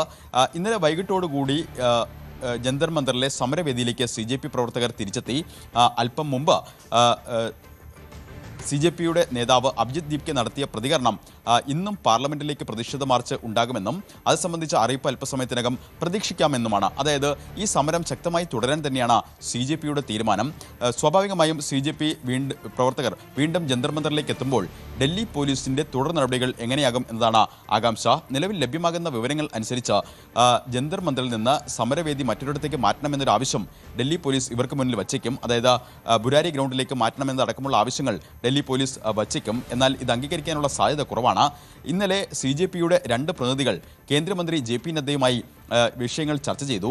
പ്രധാനമായും 3 ഡിമാൻഡുകളാണ് CJP മുന്നോട്ട് വയ്ക്കുന്നത്. ഒന്ന്, ആത്മഹത്യ ചെയ്ത വിദ്യാർത്ഥികളുടെ കുടുംബത്തിന് 1 കോടി രൂപ. അതോടൊപ്പം തന്നെ കേന്ദ്ര വിദ്യാഭ്യാസ മന്ത്രി ധർമ്മേന്ദ്ര പ്രധാന്റെ രാജി. ആ ആവശ്യമാണ് പ്രധാനമായും ഉന്നയിക്കുന്നത്. ഈ ആവശ്യങ്ങൾ സർക്കാർ അംഗീകരിക്കാനുള്ള സാധ്യതകൾ വളരെ കുറവാണ്. ഇന്നലത്തെ ചർച്ചയിലും ഒരു ഉറപ്പും നൽകിയിട്ടുമില്ല. അതുകൊണ്ട് തന്നെ വരും മണിക്കൂറുകളിൽ ഈ പ്രതിഷേധത്തിന്റെ രൂപം എങ്ങനെയാകും, അതിനോട് ഡൽഹി പോലീസിന്റെ സമീപനം എങ്ങനെയാകും എന്നതിനെ ആശ്രയിച്ചിരിക്കും കാര്യങ്ങൾ. മറ്റൊന്ന്, ഇന്നും പാർലമെന്റ് ചേരുന്നുണ്ട്. ഈ വിഷയങ്ങളിൽ പാർലമെന്റ് ഇന്നും സ്തംഭിക്കാനാണ് സാധ്യത. പ്രത്യേകിച്ച് ഈ CJP വിദ്യാർത്ഥികൾക്കെതിരായ പോലീസ് നടപടി, ഒപ്പം നീറ്റ് പരീക്ഷയുമായി ബന്ധപ്പെട്ട വിഷയങ്ങൾ, അയോധ്യ ക്ഷേത്ര സംഭാവന കൊള്ള അടക്കമുള്ള കാര്യങ്ങൾ പ്രതിപക്ഷം ഇന്ന് പാർലമെന്റിൽ വീണ്ടും ഉന്നയിക്കും. ഇതിൽ ചർച്ച ആവശ്യപ്പെടാനാണ് സാധ്യത. അതുകൊണ്ട് തന്നെ പാർലമെന്റിലും ശക്തമായ പ്രതിഷേധത്തിലേക്ക് കാര്യങ്ങൾ എത്തും. എന്തായാലും CJP നേതാക്കൾ വരും മണിക്കൂറുകളിൽ എന്ത് നിലപാട് വ്യക്തമാക്കുന്നു എന്നതിനെ ആശ്രയിച്ചിരിക്കും ഇന്നത്തെ പ്രതിഷേധ രീതി. എന്തായാലും പാർലമെന്റിലേക്കുള്ള മാർച്ചിൽ നിന്ന് പിന്നോട്ടില്ല എന്ന ശക്തമായ നിലപാടിൽ തന്നെയാണ് CJP ഇപ്പോഴും ഉള്ളത്. രഞ്ജിത്ത്, അതാണ് വിവരം. ഏതായാലും ഡൽഹി അസാധാരണമായ ഒരു സമരത്തിന് വേദിയാവുകയാണ്. തുടക്കത്തിലൊക്കെ നിശബ്ദമായ ഒരു സമരമായിരുന്നു. പക്ഷേ ഇന്നലെയോടെ അതിൻ്റെ രൂപം മാറി, ഭാവം മാറി. കേന്ദ്ര സർക്കാരിന് ആ സമരത്തെ ഗൗനിക്കേണ്ട അവസ്ഥയിലേക്ക് കൂടി കാര്യങ്ങൾ വന്നു എന്നാണ് മനസ്സിലാക്കേണ്ടത്. കഴിഞ്ഞ ദിവസമാണ് തിരുവനന്തപുരം വെമ്പായം ബാറിൽ പെട്രോൾ ഒഴിച്ച് ആക്രമണമുണ്ടായത്. ബാറിൻ്റെ ഏതാണ്ട് 80% കത്തി നശിച്ചു. ഗുരുതരമായി പൊള്ളലേറ്റ ഒരാൾ മരിച്ചു. 2 പേർ ഇപ്പോഴും ചികിത്സയിൽ തുടരുന്നുണ്ട്. ഇന്നലെയാണ് ഒരാൾ മരിച്ചത്. സംഭവത്തിൽ ഒരേ ഒരു പ്രതി മാത്രമാണുള്ളത്. ഇയാൾ മദ്യലഹരിയിൽ ഈ പറഞ്ഞ ആളുകളോട് തർക്കമുണ്ടായി പുറത്തു പോയതിനു ശേഷം പെട്രോളുമായി എത്തി ഈ പറഞ്ഞ ആളുകളുടെയൊക്കെ ദേഹത്ത് പെട്രോൾ ഒഴിച്ച് കത്തിക്കുകയായിരുന്നു. അങ്ങനെ അസാധാരണമായൊരു സംഭവവികാസമാണ്, വലിയ ക്രൈമാണ്. അതിൻ്റെ CCTV ദൃശ്യങ്ങളൊക്കെ പുറത്തു വന്നതൊക്കെ നമ്മൾ കണ്ടതാണ്. അഭിലാഷുണ്ട്. അഭിലാഷ്, ഇതൊരു വല്ലാത്ത സംഭവമായി പോയി. ഇപ്പോൾ ഈ 2 പേർ കൂടി ഇപ്പോൾ ഗുരുതരാവസ്ഥയിലാണ് എന്നാണ് മനസ്സിലാക്കേണ്ടത്, അല്ലേ? അവരുടെ ആരോഗ്യനില എങ്ങനെയുണ്ട്? ഒപ്പം ഈ പെട്രോൾ ഒഴിച്ച ആളും ഗുരുതരമായി പരിക്കേറ്റ് ചികിത്സയിലാണ്. രഞ്ജിത്ത്, തീർച്ചയായും കഴിഞ്ഞ ദിവസമാണ് ഈ ദാരുണമായൊരു സംഭവം മദ്യലഹരിയിൽ ഈ ബാറിൽ ഇറങ്ങിയത്. കഴിഞ്ഞ ദിവസം രാത്രി 9:30 ഈ അത്യാഹിതം സംഭവിക്കുന്നത്. 5 പേർ മദ്യപിച്ചിരുന്ന 5 പേർ തമ്മിലുണ്ടായ ചെറിയ വാക്കുതർക്കം അത് രൂക്ഷമാകുകയും കയ്യാങ്കളിയിലേക്ക് പോവുകയും തുടർന്ന് ഇത്തരത്തിൽ വലിയൊരു ആക്രമണം ആ ബാറിനുള്ളിൽ, നിരവധി ആൾക്കാരുണ്ടായിരുന്ന ആ സമയത്ത് ആ ബാറിനുള്ളിൽ ഒരു തീ കത്തിച്ചിട്ടുള്ള ആക്രമണം ഉണ്ടായത്. അരുൺ, നവാസ്, നൌഫൽ, റിയാസ് എന്നിവരാണ് ആദ്യം ഈ ബാറിൽ മദ്യപിക്കാനായി കഴിഞ്ഞ ദിവസം എത്തിയിരുന്നത്. തുടർന്ന് ഈ അരുണിന്റെ സുഹൃത്തായ അനീഷ് എന്ന വ്യക്തി കൂടി ഈ മദ്യപ സംഘത്തിലേക്ക് ചേരുകയായിരുന്നു. തുടർന്ന് ഏറെ നേരം ഇവർ ബാറിനുള്ളിൽ ചെലവഴിച്ചിരുന്നു. ഇതിനിടെ ഉണ്ടായ ചെറിയ വാക്കുതർക്കം നവാസ് ഈ അനീഷിനെ മർദ്ദിക്കുന്ന ഒരു സാഹചര്യത്തിലേക്ക് പോയി. തുടർന്ന് അതിൽ പ്രകോപിതനായാണ് ഈ അനീഷ് പുറത്തേക്ക് പോകുന്നതും പെട്രോൾ പമ്പിൽ നിന്ന് കന്നാസിൽ പെട്രോൾ വാങ്ങി ബാറിലേക്ക് തിരിച്ചെത്തുകയും ചെയ്യുന്നത്. തുടർന്ന് ഈ ബാറിനുള്ളിൽ കടക്കുകയും ഈ 4 സുഹൃത്തുക്കളുടെയും ദേഹത്തേക്ക് ഈ പെട്രോൾ ഒഴിക്കുകയുമായിരുന്നു. ഇതിനിടെ അമിത ലഹരിയിലായിരുന്ന അനീഷ് നിരവധി തവണ നിലത്ത് വീണു. ഇതിനിടെ ഈ പെട്രോൾ ഇയാളുടെ ദേഹത്തേക്കും പടർന്നിരുന്നു. എന്നാൽ ഇത് മനസ്സിലാക്കാതെയാണ് ഇയാൾ തീ കൊളുത്തി ഈ സുഹൃത്തുക്കളെ കൊലപ്പെടുത്താൻ വേണ്ടി ശ്രമിച്ചത്. ഇതിനിടെ ഈ അനീഷിന്റെ ദേഹത്തേക്കും തീ ആളിപ്പട്ടുകയായിരുന്നു. മാത്രമല്ല, ഈ ബാറിനുള്ളിൽ ഉണ്ടായിരുന്ന ഫർണിച്ചറുകൾക്കും മറ്റു ഉപകരണങ്ങൾക്കും ഒക്കെ നിരവധി കേടുപാടുകൾ പറ്റി. മാത്രമല്ല 80% ഈ ബാറിന് ഉൾഭാഗം കത്തി നശിക്കുന്ന ഒരു സാഹചര്യം ഉണ്ടായി. ഇതിൽ പരിക്കേറ്റ ഗുരുതരമായി അനീഷിന് തന്നെ ഏകദേശം 80% പരിക്കേറ്റിട്ടുണ്ടെന്നാണ് മെഡിക്കൽ കോളേജിൽ നിന്നും അറിയാൻ സാധിക്കുന്നത്. മാത്രമല്ല, കൂടാതെ 3 പേര് കൂടി ഇതിൽ ഗുരുതരമായി ചികിത്സയിലായിരുന്നു. ഇതിൽ നവാസാണ് കഴിഞ്ഞ ദിവസം വൈകുന്നേരത്തോടുകൂടി തിരുവനന്തപുരം മെഡിക്കൽ കോളേജ് ആശുപത്രിയിൽ മരണത്തിന് കീഴടങ്ങിയത്. എന്തായാലും വളരെ ഗുരുതരമായൊരു ഒരു ആക്രമണമാണ്, അല്ലെങ്കിൽ അത്തരത്തിലൊരു ലഹരിയിലുണ്ടായ ഒരു ആക്രമണമാണ് ഈ സംഭവത്തിൽ ഉണ്ടായത്. നവാസ്, റിയാസ്, നൌഫൽ എന്നിവരാണ് ഇപ്പോൾ ഗുരുതരാവസ്ഥയിൽ തിരുവനന്തപുരം മെഡിക്കൽ കോളേജ് ആശുപത്രിയിൽ ചികിത്സയിലുള്ളത്. അതുപോലെ തന്നെ അനീഷും വെന്റിലേറ്ററിലാണ്. ഇങ്ങനെ 4 പേർ ഇപ്പോൾ ചികിത്സയിലുണ്ട്. ഇതിൽ അനീഷിനെതിരെ കഴിഞ്ഞ ദിവസം തന്നെ ഈ സംഭവം നടന്ന ഉടൻ തന്നെ ആറ്റിങ്ങൽ DSP സ്ഥലം സന്ദർശിക്കുകയും അനീഷിനെതിരെ 4 പേർക്ക് ഗുരുതരമായി, ഇയാളടക്കം 4 പേർക്ക് ഗുരുതരമായി പരിക്കുണ്ടല്ലേ? ഇവരൊക്കെ 50% മുകളിൽ പൊള്ളലേറ്റവരാണ്. ഈ അപകടത്തിൽ പെട്ട 5 പേർക്കും പൊള്ളലേറ്റിരുന്നു. എന്നാൽ ഇതിൽ ഇപ്പോൾ ഒരാൾ മരണപ്പെടുകയും ഇപ്പോൾ 4 പേർ ചികിത്സയിലുണ്ട്. അതാണ് ഈ പറഞ്ഞ നവാസ്, റിയാസ്, നൌഫൽ, കൂടാതെ അനീഷാണ് വെന്റിലേറ്ററിൽ ചികിത്സയിലുള്ളത്. അപ്പൊ അതാണ് അവസ്ഥ. ഇപ്പോ വലിയ ഗുരുതരമായ പൊള്ളലേറ്റതാണ്. വലിയ സംഭവമായി, ഗൗരവമുള്ള സംഭവമായി മാറുന്നു. വ്യക്തിവൈരാഗ്യത്തിന്റെ പേരിലാണ് ഇതൊക്കെ ഉണ്ടാകുന്നത്. മദ്യലഹരിയിലും ആലോചിക്കണം, കേവലം ഒരു തർക്കത്തിന്റെ പേരിൽ സ്വന്തം ജീവൻ നഷ്ടപ്പെടുന്ന സാഹചര്യത്തിലേക്ക് കൂടി അനീഷ് എന്ന ആൾ പോകുന്ന ഒരു പശ്ചാത്തലമാണ്. ഇതിനകം തന്നെ ഒരാൾ മരിച്ചു കഴിഞ്ഞു. എന്തായാലും പോലീസ് ഇതുമായി ബന്ധപ്പെട്ട് ഗൗരവതരമായ നടപടികൾ ആരംഭിച്ചിട്ടുണ്ട് എന്നാണ് മനസ്സിലാക്കേണ്ടത്. വർക്കലയിൽ അമിത വേഗതയിലെത്തിയ കാർ ഇരുചക്ര വാഹനത്തിൽ ഇടിച്ച് അപകടമുണ്ടായി എന്ന ഒരു വാർത്ത കൂടിയുണ്ട്. 2 പേർക്ക് ഗുരുതരമായി പരിക്കേറ്റു. ഇതിൻ്റെ CCTV ദൃശ്യങ്ങളും ഇപ്പോൾ പുറത്തു വന്നിട്ടുണ്ട്. നമുക്ക് ആ ദൃശ്യങ്ങൾ കാണാം. ആ ദൃശ്യങ്ങൾ കാണുന്ന വെള്ള കാറാണ് അപകടത്തിന് ഇടയാക്കിയത്. വടശ്ശേരിക്കോണം ജംഗ്ഷന് സമീപമാണ് ഈ അപകടം ഉണ്ടായിരിക്കുന്നത് എന്നാണ് മനസ്സിലാക്കേണ്ടത്. കാറിൻ്റെ വേഗതയെ കാണാം. ഓവർടേക്ക് ചെയ്യാനൊക്കെയുള്ള ശ്രമത്തിനിടയിലാണ് ഈ അപകടമുണ്ടായത്. അഭിലാഷ് തുടരുന്നുണ്ട്. അഭിലാഷ്, എന്താണ് സംഭവിച്ചത്? രഞ്ജിത്ത്, കഴിഞ്ഞ ദിവസം വൈകുന്നേരത്ത് 7 മണിയോടുകൂടിയാണ് ഈ അപകടം ഉണ്ടായത്. ഈ കടയ്ക്കൽ ഭാഗത്ത് നിന്നും വർക്കലയിലേക്ക് പോകുകയായിരുന്ന കാർ എതിർദിശയിൽ വന്ന ബൈക്കിൽ ഇടിക്കുകയായിരുന്നു. കടയ്ക്കൽ സ്വദേശിയായ ദിലീപാണ് ഈ കാർ ഓടിച്ചിരുന്നത്. പാലച്ചിറ സർവീസ് സെന്ററിൽ ജീവനക്കാരനായ അഖിലാണ് ബൈക്ക് ഓടിച്ചിരുന്നത്. ഈ കാർ അമിത വേഗതയിലായിരുന്നു എന്നാണ് പ്രദേശത്തുണ്ടായ ദൃക്സാക്ഷികൾ തന്നെ പറയുന്നത്. എന്തായാലും മറ്റൊരു വാഹനത്തെ ഓവർടേക്ക് ചെയ്ത് കയറുന്നതിനിടെയാണ് ഈ ബൈക്കുമായി കൂട്ടിയിടിച്ചത്. ഇരുവർക്കും, അഖിലിനും അതുപോലെ തന്നെ കാർ ഓടിച്ചിരുന്ന ദിലീപിനും ഈ അപകടത്തിൽ ഗുരുതരമായി പരിക്കേറ്റിട്ടുണ്ട്. ഇരുവരും തിരുവനന്തപുരം മെഡിക്കൽ കോളേജ് ആശുപത്രിയിൽ ഇപ്പോൾ ചികിത്സയിലാണ്. ശരി അഭിലാഷ്. സംസ്ഥാന അതിർത്തിയായ കുലശേഖരത്ത് ബസ്സിൽ നിന്ന് യാത്രക്കാരുടെ ആഭരണങ്ങൾ മോഷ്ടിച്ച കേസിൽ 2 സ്ത്രീകൾ അറസ്റ്റിൽ. പൊള്ളാച്ചി കോട്ടിക്കൽ പാളയം സ്വദേശികളായ ഈശ്വരിയും ലച്ചുമിയുമാണ് അറസ്റ്റിലായത്. അരുൺ മോഹൻ വിവരങ്ങളുമായി ചേരുന്നു. അരുണ്, ഈ സംഭവം ഇത് കുലശേഖരം ഭാഗത്താണ് ഉണ്ടായിരിക്കുന്നത്. ഇവരൊക്കെ തമിഴ്നാട് സ്വദേശികളാണോ? എന്തൊക്കെയാണ് വിവരങ്ങൾ? സുപ്രഭാതം. ഈ കഴിഞ്ഞ 30-ാം തീയതിയായിരുന്നു ഈ ഒരു കേസിൽ ആസ്പദമായ സംഭവം ഉണ്ടാകുന്നത്. സംസ്ഥാന അതിർത്തിയായ കുലശേഖരത്തെ ബസ്സിൽ സഞ്ചരിക്കുകയായിരുന്ന ഒരു വീട്ടമ്മയുടെ, ഒരു വയോധികയുടെ, 60 വയസ്സുള്ള വയോധികയുടെ മാല പൊട്ടിച്ച സംഘത്തില് 2 പേരാണ് ഇപ്പോൾ കുലശേഖരം പോലീസ് പിടികൂടുന്നത്. കേരള തമിഴ്നാട് അതിർത്തിയാണ് ഈ കുലശേഖരം എന്ന് പറയുന്ന സ്ഥലം. ഇവർ ബസ്സിൽ യാത്ര ചെയ്യുമ്പോൾ ആയിരുന്നു ഈ പൊള്ളാച്ചി കൊട്ടിയം പാളയം സ്വദേശികളായ ഈശ്വരിയും മെച്ചുമിയും ഇവർ 2 പേരും മാല കവിരുന്നത്.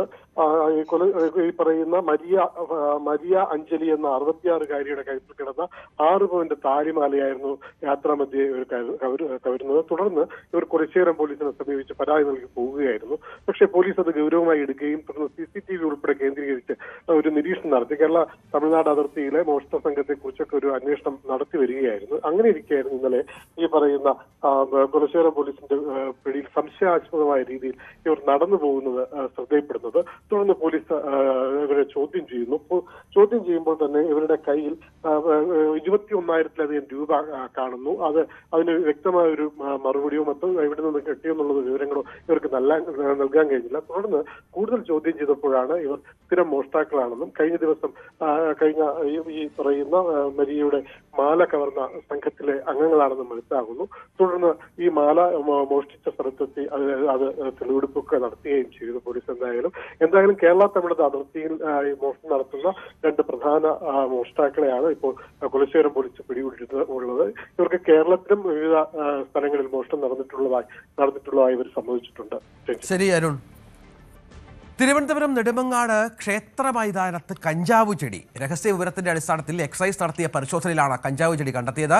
158 സെന്റിമീറ്റർ നീളമുള്ളതും 47 സെന്റിമീറ്റർ നീളമുള്ളതുമായ 2 കഞ്ചാവ് ചെടികളാണ് പോലീസ് കണ്ടെത്തിയത്. ആരെങ്കിലും തൈ നട്ടു വളർത്തിയതാണോ എന്നൊക്കെയാണ് എക്സൈസിന്റെ അന്വേഷണം. ഇതുപോലെ കഴിഞ്ഞ ദിവസം കൊല്ലം റെയിൽവേ സ്റ്റേഷന് സമീപത്തുള്ള ATM കൗണ്ടറിന് സമീപത്തും ഇത്തരത്തിൽ കഞ്ചാവ് ചെടി കണ്ടിരുന്നു. ഒരുപക്ഷെ ഇത് പബ്ലിക്കായിട്ടുള്ള സ്ഥലങ്ങളിൽ വളർത്തിയാൽ വലിയ ശ്രദ്ധ പിടിച്ചുപറ്റില്ലെന്നും കൊച്ചക്കാർ വളർത്തുന്ന ആളുകൾക്ക് വലിയ പ്രശ്നം വരില്ല എന്നുമൊക്കെയുള്ള ഒരു വിശ്വാസത്തിന്റെ അടിസ്ഥാനത്താണ് ഇത്തരത്തിലുള്ള നടപടികൾ മുന്നോട്ട് പോകുന്നത് എന്നാണ് എക്സൈസിൻ്റെയും മറ്റും കണ്ടെത്തൽ. ഇവിടെയും സമാനമായ പരിശോധന എക്സൈസിൻ്റെ ഭാഗത്തുണ്ടാകുന്നുണ്ട്.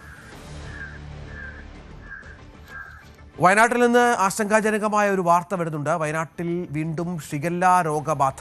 എഞ്ചിനീയറിംഗ് വിദ്യാർത്ഥിക്കാണ് ഇപ്പോൾ രോഗം സ്ഥിരീകരിച്ചിരിക്കുന്നത്. 4 പേർക്ക് രോഗലക്ഷണങ്ങളുണ്ട്. അവർ ചികിത്സയിലാണ് എന്നുള്ള വിവരങ്ങൾ കൂടി ഇപ്പോൾ പുറത്തു വരുന്നു. ജയരാജ് ബത്തേരി ചേരുന്നു. ജയരാജ്, വയനാട്ടിൽ ഷിഗല്ല ഭീതി ഒഴിയുന്നില്ല. ഇപ്പോൾ പുതിയ സ്ഥിരീകരിക്കലിന്റെ വിശദാംശങ്ങൾ എന്തൊക്കെയാണ്?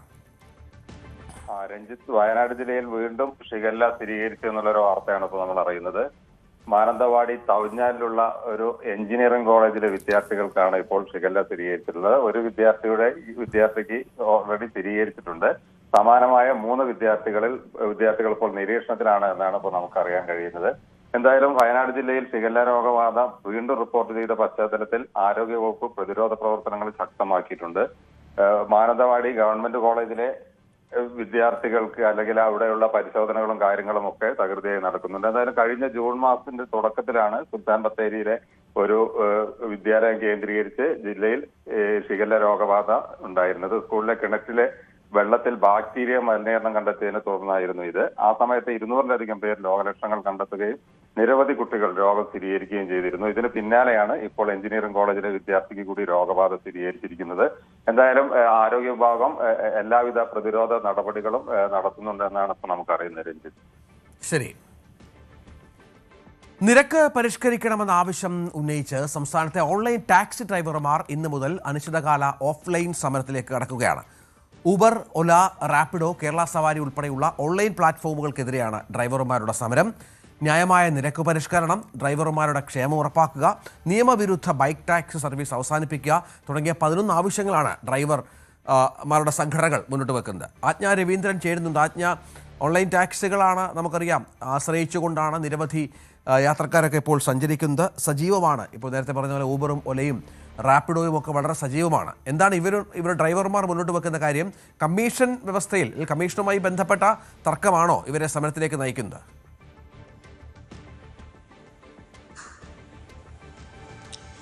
രഞ്ജിത്ത്, നിരവധി ആവശ്യങ്ങളുണ്ട്. അതായത് വർഷങ്ങൾക്ക് മുൻപേ തീരുമാനിച്ചിട്ടുള്ള നിരക്കാണ് പലപ്പോഴും ഇപ്പോഴും ഇവർക്ക് നൽകുന്നത് എന്നുള്ളതാണ് ഇവരുടെ പ്രധാനപ്പെട്ട പരാതി. അതാണ്. മാത്രമല്ല, രഞ്ജിത്ത് സൂചിപ്പിച്ചതുപോലെ കമ്മീഷൻ വ്യവസ്ഥയിൽ, അതായത് ഈ ഊബർ അല്ലെങ്കിൽ ഓല മറ്റ് സർവീസുകൾ അവരുടെ കമ്മീഷൻ ഇനത്തിലുള്ള തുകയാണ് കൂടുതൽ കട്ട് ചെയ്യുക. അതും ഇവർക്ക് ഈ ഡ്രൈവർമാർക്ക് ലഭിക്കുന്ന തുകയിൽ നിന്ന് തന്നെ ആ പണം കട്ട് ചെയ്യുന്നു എന്നുള്ളതാണ് പ്രധാനപ്പെട്ട ഒരു വീഴ്ചയായിട്ട് അവർ ചൂണ്ടിക്കാണിക്കുന്നത്. അങ്ങനെ 11 ആവശ്യങ്ങൾ, അതായത് ഡ്രൈവർമാരുടെ ക്ഷേമം ഉറപ്പാക്കുക, ഈ നിരക്കുമായി ബന്ധപ്പെട്ട് ന്യായമായ നിരക്ക് തീരുമാനിക്കുക, അതുപോലെ ഇപ്പോൾ അടുത്തായിട്ട് ബൈക്ക് ടാക്സി സർവീസായി തുടങ്ങിയിട്ടുണ്ട്. ടാക്സി രജിസ്ട്രേഷൻ ഇല്ലാത്ത ബൈക്കുകൾ അത്തരത്തിൽ ടാക്സി സർവീസിലേക്ക് ഓടിക്കുന്നത് നിയമവിരുദ്ധമാണ് തുടങ്ങിയ കാര്യങ്ങൾ ഉന്നയിച്ചിട്ടുണ്ട്. എന്തായാലും 11 ആവശ്യങ്ങളാണ് ടാക്സി സർവീസുകൾ ഉന്നയിച്ചിരിക്കുന്ന 11 ആവശ്യങ്ങളാണ്. ഈ സംസ്ഥാനത്തുടനീളം ഓഫ്ലൈനിലേക്ക് പോയിക്കൊണ്ട് തന്നെയാണ് സമരം തീരുമാനിക്കുക. ഏതായാലും വിവിധ ട്രേഡ് യൂണിയനുകളിലടക്കം 33 സംഘടനകളാണ് സമരത്തിൽ നിന്ന് പങ്കെടുക്കുന്നത് എന്നാണ് മനസ്സിലാക്കാൻ കഴിയുന്നത്. എന്തായാലും ഊബർ, ഒല, അതുപോലെ കേരള സവാരി തുടങ്ങിയ വിവിധ ആപ്ലിക്കേഷനുകളിൽ വർക്ക് ചെയ്യുന്ന ആളുകളൊക്കെയും ഇന്നു മുതൽ ഓഫ്ലൈനാകും. ഓഫ്ലൈൻ രഞ്ജിത്ത് സൂചിപ്പിച്ചതുപോലെ നമുക്ക് വളരെ പെട്ടെന്നും വളരെ അഫോർഡബിളായിട്ടും യാത്ര ചെയ്യാൻ പറ്റുന്ന ഒരു സർവീസ് കൂടിയാണ് ഓൺലൈൻ ടാക്സി സർവീസുകൾ. പക്ഷേ ഇതിൻ്റെ പിന്നാലെ, അതായത് കസ്റ്റമർക്ക് നൽകുന്ന ഇളവുകൾക്ക് പിന്നാലെ ആ ഇളവിൻ്റെ ബുദ്ധിമുട്ടുകൾ അനുഭവിക്കേണ്ടി വരുന്ന ഡ്രൈവർമാരാണ് എന്നുള്ളതാണ് അവർ ചൂണ്ടിക്കാണിക്കുന്ന പ്രധാനപ്പെട്ട പ്രശ്നം. മറ്റൊരു കാര്യം കൂടി അറിയാവുന്നത്, ടാക്സി, അതായത് registered taxi driver, offline taxi ഡ്രൈവർമാർ പലപ്പോഴും ഊബർ അല്ലെങ്കിൽ ഈ ഓൺലൈൻ ടാക്സി ഡ്രൈവർമാരെ ആക്രമിക്കുകയും അവരെ ജോലി ചെയ്യാൻ സമ്മതിക്കാതിരിക്കുകയും ചെയ്യുന്ന നിരവധി സംഭവങ്ങളുണ്ട്. അത്തരം സംഭവങ്ങൾക്കെതിരെ പോലും ഈ സംഘടനകൾ പ്രതിഷേധിച്ചെങ്കിൽ പോലും അത്തരം സംഭവങ്ങൾക്കെതിരെ പോലും നടപടി കണ്ടെത്താൻ ഇത്തരത്തിലുള്ള ഓൺലൈൻ സർവീസുകൾക്ക് കഴിയുന്നില്ല എന്നുള്ളതാണ് മറ്റൊരു പ്രധാനപ്പെട്ട കാര്യം. എന്തായാലും ഇന്നു മുതൽ സമരത്തിലേക്ക് പോവുകയാണ്. അനിശ്ചിതകാല സമരത്തിലേക്ക് തന്നെയാണ് പോകുന്നത്. ഞാൻ നേരത്തെ സൂചിപ്പിച്ച പോലെ ന്യായമായ നിരക്ക് പരിഷ്കരണം, ഡ്രൈവർമാരുടെ ക്ഷേമം ഉറപ്പാക്കുക, നിയമവിരുദ്ധ ബൈക്ക് ടാക്സി സർവീസ് അവസാനിപ്പിക്കുക തുടങ്ങിയ 11 ആവശ്യങ്ങളാണ് സംഘടനകൾ മുന്നോട്ട് വയ്ക്കുന്നത്.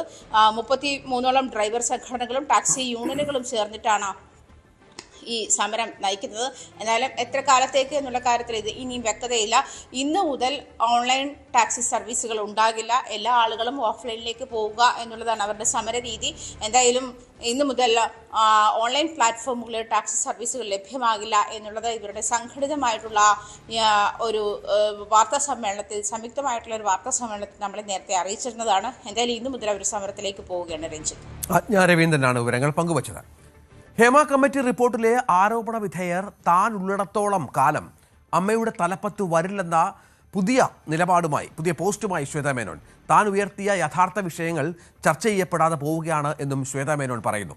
അമ്മ സംഘടനയെ രാഷ്ട്രീയവും മതവും വർഗീയതയും കൊണ്ടുവന്ന് വിഭജിക്കാൻ ശ്രമിക്കരുത്, വിട്ടുവീഴ്ചയ്ക്കില്ലെന്നും പോരാട്ടത്തിൽ നിന്ന് പിന്നോട്ടില്ലെന്നും ശ്വേതാ മേനോൻ ഫേസ്ബുക്ക് പോസ്റ്റിലൂടെ കുറിക്കുകയാണ്. ആജ്ഞ രവീന്ദ്രൻ ചേരുന്നു. ആജ്ഞ, നിശബ്ദയായിരുന്നു കുറച്ചുനാൾ ശ്വേത.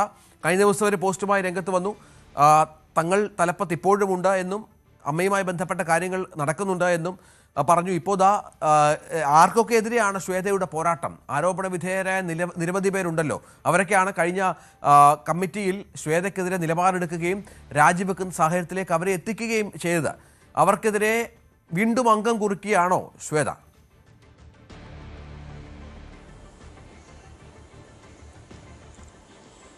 രഞ്ജിത്ത്, ഹേമ കമ്മിറ്റി റിപ്പോർട്ടുമായി ബന്ധപ്പെട്ട് കുറ്റാരോപിതരായിട്ടുള്ള പല ആളുകളുമാണ്, അതിലെ പവർ ഗ്രൂപ്പിന്റെ ഭാഗമായുള്ള ആളുകളാണ് തനിക്കെതിരെ തിരിഞ്ഞിട്ടുള്ളത് എന്നുള്ള ഹേമ കമ്മിറ്റി റിപ്പോർട്ടിൽ കുറ്റാരോപിതരായ ആളുകൾ എന്ന് എടുത്തു പറയുന്നുണ്ട് ശ്വേത മേനോൻ ഫേസ്ബുക്ക് പോസ്റ്റിൽ. അതിൽ വ്യക്തമായിട്ട്, അതായത് പരസ്യ പ്രതികരണങ്ങൾ ഞാൻ മനഃപൂർവ്വം ഒഴിവാക്കിയിരുന്നു എന്ന് പറയുന്നു. പ്രത്യേകിച്ചും ഹേമ കമ്മിറ്റിയിലെ കുറ്റാരോപിതർ സംഘടനയിലെ ചിലരെ മുന്നിൽ നിർത്തി വീണ്ടും വീണ്ടും തന്നെ വ്യക്തിപരമായി അധിക്ഷേപിക്കാനും ആക്രമിക്കാനും ഉള്ള നീക്കം തുടങ്ങുന്ന ഒരു സാഹചര്യം ഉണ്ടായിരുന്നു. യഥാർത്ഥ വിഷയങ്ങളിൽ നിന്ന് ശ്രദ്ധ തിരിക്കാനുള്ള ശ്രമങ്ങൾ തുടരുന്നതിനാലാണോ ഈ ഒരിക്കൽ കൂടി ചില കാര്യങ്ങൾ വ്യക്തമാക്കുന്നത് എന്നുള്ള കുറിപ്പോടു കൂടിയാണ് ശ്വേത മേനോൻ ഈ പോസ്റ്റ് പങ്കുവച്ചിരിക്കുന്നത്.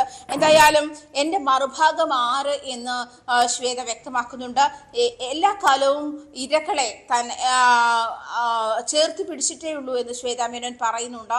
ഈ ഹേമ കമ്മിറ്റി റിപ്പോർട്ട് പുറത്തു വന്ന ശേഷം നമുക്കറിയാം, അടിയന്തരമായി അമ്മയുടെ എക്സിക്യൂട്ടീവ് കമ്മിറ്റി, മോഹൻലാൽ അധ്യക്ഷനായിട്ടുള്ള കമ്മിറ്റി അടിയന്തരമായി പിരിച്ചുവിടുന്ന സാഹചര്യവും അത് പിന്നീട് അഡ്ഹോക് കമ്മിറ്റിയിലേക്ക് പോകുന്ന സാഹചര്യം ഉണ്ടായിരുന്നു. ആ സമയത്ത് അമ്മയുടെ ജനറൽ സെക്രട്ടറി ആയിരുന്ന സിദ്ദിഖ് കുറ്റാരോപിതനായിരുന്നു. അതുപോലെ ബാബുരാജ് കുറ്റാരോപിതനായിരുന്നു. ഇത്തരത്തിൽ അമ്മയുടെ തലപ്പത്തുണ്ടായിരുന്ന ഹേമ കമ്മിറ്റിയുടെ റിപ്പോർട്ട് പുറത്തു വരുന്ന സാഹചര്യത്തിൽ ഈ അമ്മയുടെ തലപ്പത്തിരുന്ന സാഹചര്യത്തിലേക്ക് വന്ന ഇതിലാണ്, അടിയന്തര ഘട്ടത്തിലാണ് അമ്മയുടെ എക്സിക്യൂട്ടീവ് കമ്മിറ്റി വളരെ പെട്ടെന്ന് മോഹൻലാൽ പിരിച്ചുവിടാൻ നിർദ്ദേശം നൽകുന്നതും ആ നിർദ്ദേശം അനുസരിച്ച് പിന്നീട് അഡ്ഹോക് കമ്മിറ്റി തുടരുന്ന ഒരു സാഹചര്യം കൂടി വന്നത്. പിന്നീടുള്ള തെരഞ്ഞെടുപ്പിലാണ് ഇത്തരത്തിൽ സ്ത്രീകളുടെ ഒരു പാനൽ നയിക്കട്ടെ എന്നുള്ള ഒരു തീരുമാനത്തിലെത്തുന്നതും മത്സരിച്ച സ്ത്രീകളെയെല്ലാം തെരഞ്ഞെടുപ്പിലൂടെ ജയിപ്പിക്കുന്ന ഒരു സാഹചര്യം കൂടി വന്നത്. പക്ഷേ അവര് ആദ്യ ദിവസം നമുക്കറിയാം, ശ്വേത മേനോൻ അധ്യക്ഷയായി പ്രതികരിച്ച ശേഷം ഉള്ള വെരി ഫസ്റ്റ് ഡേ അവർ പറഞ്ഞത് അതിജീവതയെ അവര് തിരിച്ചു കൊണ്ടുവരാനുള്ള, അതിജീവതയും അതുമായി ബന്ധപ്പെട്ടും നടിയെ ആക്രമിച്ച കേസുമായി ബന്ധപ്പെട്ടും അമ്മയിൽ നിന്നും പോയിട്ടുള്ള ആളുകളെയൊക്കെ അമ്മയുടെ ഭാഗമാക്കാനുള്ള ശ്രമം നടത്തും, അത് എല്ലാവരെയും തിരിച്ചു കൊണ്ടുവരുമെന്ന് അവർ പരസ്യമായി പ്രതികരിച്ചതാണ്. പക്ഷെ പിന്നീടുള്ള ദിവസങ്ങളിൽ അവര് നിശബ്ദയായി കാണുന്ന ഒരു സാഹചര്യം കൂടിയാണ് നമ്മൾ കണ്ടത്. തീർച്ചയായും അതാണ്. ഏതായാലും ശ്വേത മേനോൻ വീണ്ടും സജീവമായി രംഗത്ത് വരികയാണ്. ഇത്തവണ ഇനിയുള്ള പോരാട്ടം ആരോപണ വിധേയർക്കെതിരെയാണ്, തനിക്കെതിരെ ജനറൽ ബോഡിയിൽ നിലപാടെടുത്തവർക്കെതിരെയാണ്. കാത്തിരുന്ന് കാണാം അമ്മയിൽ ഇനി സംഭവിക്കാൻ പോകുന്നത് എന്താണെന്ന്. ഇടവേളയ്ക്ക് ശേഷം കൂടുതൽ വാർത്തകളുമായി തിരിച്ചെത്താം.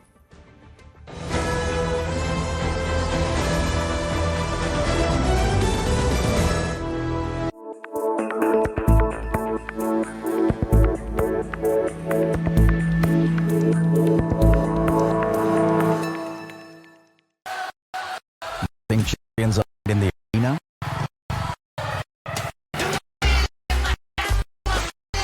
Rise from the streets, remember champions.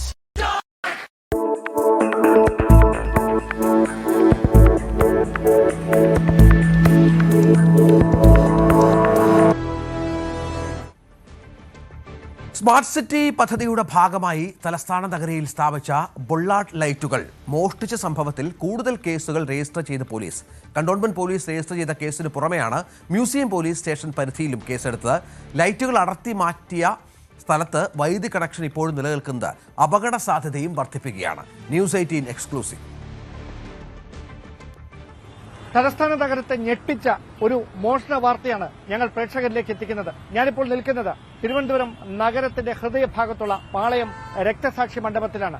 ഈ രക്തസാക്ഷി മണ്ഡപത്തിന്റെ പ്രത്യേകത നമുക്ക് എല്ലാവർക്കും അറിയാം. ഒരുപാട് പ്രതിഷേധങ്ങൾക്ക്, ചരിത്രത്തിൽ ഇടം പിടിച്ച സമരങ്ങൾക്കൊക്കെ സാക്ഷ്യം വഹിച്ചിട്ടുള്ള മണ്ഡപമാണിത്. ഇവിടെ നിന്നാണ് ഇപ്പോഴും പ്രധാനപ്പെട്ട എല്ലാ രാഷ്ട്രീയ പാർട്ടികളുടെയും സെക്രട്ടേറിയറ്റ് മാർച്ചിന്റെ അടക്കം തുടക്കം രക്തസാക്ഷി മണ്ഡപത്തിലാണ്.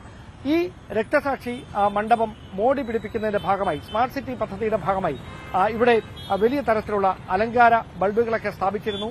അത്തരത്തിൽ 55 ബുള്ളർ ലൈറ്റുകൾ എന്ന് പറഞ്ഞാൽ കൃത്യമായി ഒരു ലൈറ്റിന് 12,000 രൂപയാണ് വില. അത്തരത്തിലുള്ള 55 ബുള്ളർ ലൈറ്റുകൾ ഈ പാളയം രക്തസാക്ഷി മണ്ഡപത്തിന്റെ ചുറ്റിനുമായി സ്മാർട്ട് സിറ്റി പദ്ധതിയുടെ ഭാഗമായി നഗരസഭ സ്ഥാപിച്ചിരുന്നു. പക്ഷേ ഒരു വിദഗ്ധൻ 2025 സെപ്റ്റംബർ മാസത്തിനും 2026 ജൂലൈ മാസത്തിനുമിടയിൽ ഓരോന്നായി എലി കരണ്ട് തിന്നുന്നത് പോലെ ഓരോ ബുള്ളറ്റ് ലൈറ്റുകൾ വീതം മോഷ്ടിച്ചു. ഇനി ഇവിടെ അവശേഷിക്കുന്നത് ആ ഭാഗത്തുള്ള 3 ലൈറ്റുകൾ മാത്രമാണ്. അങ്ങനെ ഏതാണ്ട് ഇവിടെ നിന്നും ഇതിന് തൊട്ടടുത്തുള്ള അയ്യങ്കാളി ഹാളിനടുത്തുള്ള പട്ടംതാണുപിള്ളയുടെ പ്രതിമയ്ക്കടുത്തു നിന്നും അതോടൊപ്പം ഈ രക്തസാക്ഷി മണ്ഡപത്തിന് തൊട്ട് അടുത്ത് നിയമസഭയ്ക്കും ചന്ദ്രശേഖർ നായർ സ്റ്റേഡിയത്തിന് അടുത്തുള്ള മറ്റൊരു രക്തസാക്ഷി മണ്ഡപം കൂടിയുണ്ട്. അവിടെ നിന്നും അടക്കം ഏതാണ്ട് 77 ബുള്ളറ്റ് ലൈറ്റുകൾ 9,55,000 രൂപ വില വരുന്ന ലൈറ്റുകളാണ് ഒരു വർഷത്തിനിടയിൽ 2 പോലീസ് സ്റ്റേഷൻ പരിധികളിൽ നിന്നായി ഈ വിദ്വാൻ മോഷ്ടിച്ചു കൊണ്ടുപോയത്. പക്ഷേ ദൌർഭാഗ്യവശാൽ പോലീസിന്റെ കണ്ണിൽ ഇത് പെട്ടത് 1 വർഷമാകാൻ ഏതാനും ആഴ്ചകൾ മാത്രം ബാക്കി നിൽക്കുമ്പോൾ കഴിഞ്ഞ ജൂലൈ മാസം ആദ്യവാരത്തിലാണ്. എന്തായാലും ഇയാളെ വിശദമായി പോലീസ് ചോദ്യം ചെയ്തു. അവസാനം മോഷ്ടിക്കുന്നതിന് ചില ദൃശ്യങ്ങൾ ശ്രദ്ധയിൽപ്പെട്ടതോടെയാണ് പോലീസ് ഇയാളെ പിടികൂടിയത്. അതിനുശേഷം കന്റോൺമെന്റ് പോലീസ് കേസെടുത്തു. എന്നിട്ട് ഈ ലൈറ്റുകൾ എവിടെയെന്ന ചോദ്യത്തിന് ആക്രിക്കടയിൽ വിറ്റുവെന്ന മറുപടി നൽകി. അങ്ങനെ നഗരത്തിലെ ഒരു ആക്രിക്കടയിൽ നിന്ന് തൊണ്ടി മുതലിന്റെ ഒരു ഭാഗം പോലീസ് കണ്ടെത്തിയിട്ടുണ്ട്. പക്ഷേ ഇപ്പോൾ ഗുരുതരമായി മാറിയിരിക്കുന്ന ഒരു പ്രശ്നം അത് ഞങ്ങൾ നഗരസഭയുടെയും പോലീസിന്റെയും ശ്രദ്ധയിലേക്ക് പെടുത്തുകയാണ് ഈ വാർത്തയിലൂടെ. അതായത് ഈ ബുള്ളറ്റ് ലൈറ്റുകൾ അടർത്തി മാറ്റിയതിന്റെ ശേഷിക്കുന്ന ഭാഗമാണിത്. ഈ അലുമിനിയം ചെമ്പ് കമ്പിയിലൂടെ ആയിരുന്നു ഇതിലേക്ക് വൈദ്യുതി കണക്ഷൻ വന്നിരുന്നത്. അവിടെ രാത്രിയാകുമ്പോൾ ഇപ്പോഴും വൈദ്യുതി പ്രവാഹം ഉണ്ടാകും. ഇവിടെ അവശേഷിക്കുന്ന 3 ബുള്ളറ്റ് ലൈറ്റുകൾ കത്തും. പക്ഷേ ശേഷിക്കുന്ന ഇത്തരത്തിലുള്ള എല്ലാ ഇതിന്റെ ഫൌണ്ടേഷനുകളിലേക്കും സമാനമായ തരത്തിൽ വൈദ്യുതി എത്തും. ആരെങ്കിലും അറിയാതെ അതിൽ കയ്യോ കാലോ തട്ടിയാൽ അവരുടെ കാര്യം സ്വാഹ. ഇതാണ് അവസ്ഥ. എന്തായാലും ഇതിൽ കൃത്യമായൊരു ഇടപെടൽ നഗരസഭയുടെ ഭാഗത്തുനിന്നും പോലീസിന്റെ ഭാഗത്തുനിന്നും ഉണ്ടാകേണ്ടതുണ്ട്. ഏറ്റവും അതിശയിപ്പിക്കുന്ന കാര്യം തലസ്ഥാനത്തെ ഏറ്റവും പ്രധാനപ്പെട്ട 2 പോലീസ് സ്റ്റേഷനുകളാണ് കന്റോൺമെന്റ് പോലീസ് സ്റ്റേഷനും മ്യൂസിയം പോലീസ് സ്റ്റേഷനും. ഈ 2 സ്റ്റേഷൻ പരിധികളിലായി ഈ 77 ബുള്ളറ്റ് ലൈറ്റുകൾ ഒരു വർഷത്തെ ഇടവേളയ്ക്കിടയിൽ കണ്ണൻ എന്ന കുളത്തൂർ സ്വദേശി പലപ്പോഴായി വന്ന് മോഷ്ടിച്ച് ഇളക്കി മാറ്റുമ്പോൾ അത് ഒരു CCTV ക്യാമറയിലും പതിഞ്ഞത് നമ്മുടെ ഉദ്യോഗസ്ഥർക്ക് കാണാൻ കഴിഞ്ഞില്ല എന്നത് പെട്ടെന്നങ്ങ് വിശ്വസിക്കാൻ കഴിയില്ല. പക്ഷേ അതാണ് സംഭവിച്ചത്. ഇനി രക്തസാക്ഷി മണ്ഡപത്തിൽ നിന്ന് അയ്യങ്കാളി ഹാളിന് സമീപത്തുള്ള പട്ടംതാണു പിള്ളയ്ക്ക് പ്രതിമയ്ക്ക് സമീപം എന്താണ് കാഴ്ചയെന്ന് നമുക്കൊന്ന് കാണാം.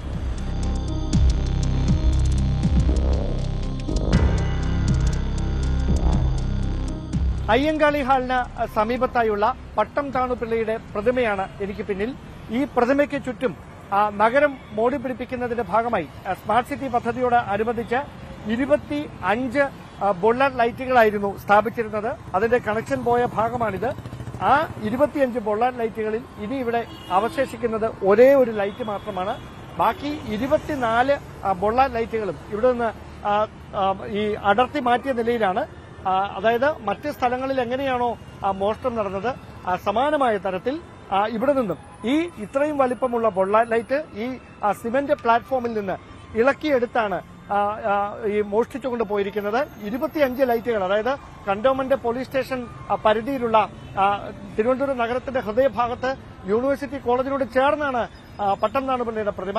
ആ പ്രതിമയ്ക്ക് സമീപത്തുള്ള ഈ പട്ടംതാണുപിള്ളയുടെ പ്രതിമയുടെ മനോഹാരിത കൂട്ടുന്നതിന് വേണ്ടി സ്മാർട്ട് സിറ്റി പദ്ധതിയുടെ ഭാഗമായി സ്ഥാപിച്ചതായിരുന്നു 25 ബുള്ളറ്റ് ലൈറ്റുകൾ. ഇനി അതിൽ അവശേഷിക്കുന്നത് ഈ ഒരെണ്ണം മാത്രം.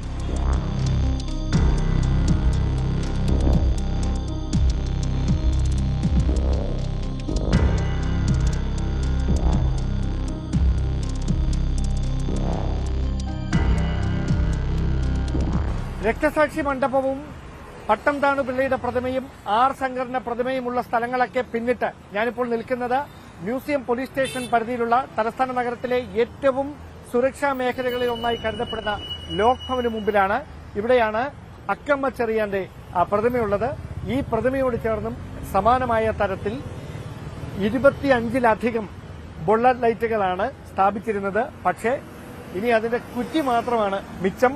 ബാക്കി മുഴുവൻ ലൈറ്റുകളും, അതായത് 12,000 രൂപ വീതം വിലയുള്ള മുഴുവൻ ബുള്ളറ്റ് ലൈറ്റുകളും ഇവിടെ നിന്ന് നമ്മുടെ വിദഗ്ധനായ കണ്ണൻ, കുളത്തൂർ സ്വദേശിയായ കണ്ണൻ, അത് മുഴുവൻ അവിടെ നിന്ന് ഇളക്കി മാറ്റിയിരിക്കുകയാണ്. ഇതാണ് ഫൗണ്ടേഷൻ. ആ ഫൗണ്ടേഷൻ മാത്രമാണ് ഇനി മിച്ചമുള്ളത്. ഈ പോലീസിന്റെ സാന്നിധ്യം എപ്പോഴുമുള്ള കാരണം പ്രത്യേകിച്ച് കേന്ദ്രവിരുദ്ധ സമരങ്ങളൊക്കെ നടക്കുന്ന സ്ഥലമാണ് ഈ ലോക് ഭവൻ പരിസരം. അതുകൊണ്ട് തന്നെ രണ്ട് CIമാരുടെ സാന്നിധ്യത്തിലടക്കം എപ്പോഴും പോലീസിന്റെ വലിയൊരു വൃന്ദവസ് എപ്പോഴും ഇവിടെയുണ്ട്. പോലീസ് വൃന്ദം എപ്പോഴും ഇവിടെ തുടർച്ചയായി തന്നെ ഉണ്ടാകാറുള്ളതാണ്. എപ്പോഴും അവരുടെ നിരീക്ഷണമുള്ള സ്ഥലമാണ്. ഈ പരിസരത്തുൾപ്പെടെ വന്ന് ഇത്രയധികം ബൊള്ള ലൈറ്റുകൾ ഇവിടെ നിന്നിങ്ങനെ മോഷ്ടിച്ചുകൊണ്ട് പോകണമെന്ന് പറഞ്ഞാൽ കണ്ണന്റെ വിരുത് നമുക്ക് കാണാതിരുന്നുകൂടാ.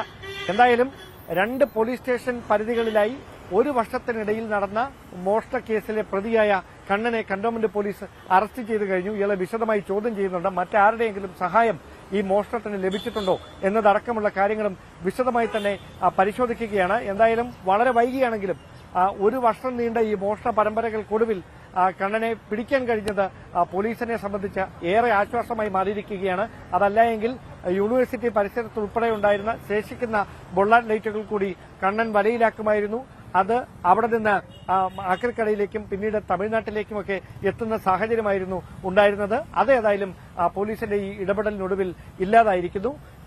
എത്രമാത്രം ജാഗ്രതയോടെ വേണം ഈ CCTV ക്യാമറകൾ സ്ഥാപിച്ചതുകൊണ്ട് മാത്രം മോഷണം തടയാനാവില്ല. അതിന്റെ കൃത്യമായ ഉദാഹരണമാണ് തലസ്ഥാനത്തെ ഞെട്ടിച്ചുകൊണ്ട് 1 വർഷം നീണ്ട ഈ മോഷണ പരമ്പര എന്ന് പറയുന്നതാകും ഏറ്റവും ഉചിതം. ക്യാമറമാൻ സന്തോഷ് കുമാറിനൊപ്പം ഡാൻ കുര്യൻ, ന്യൂസ് 18.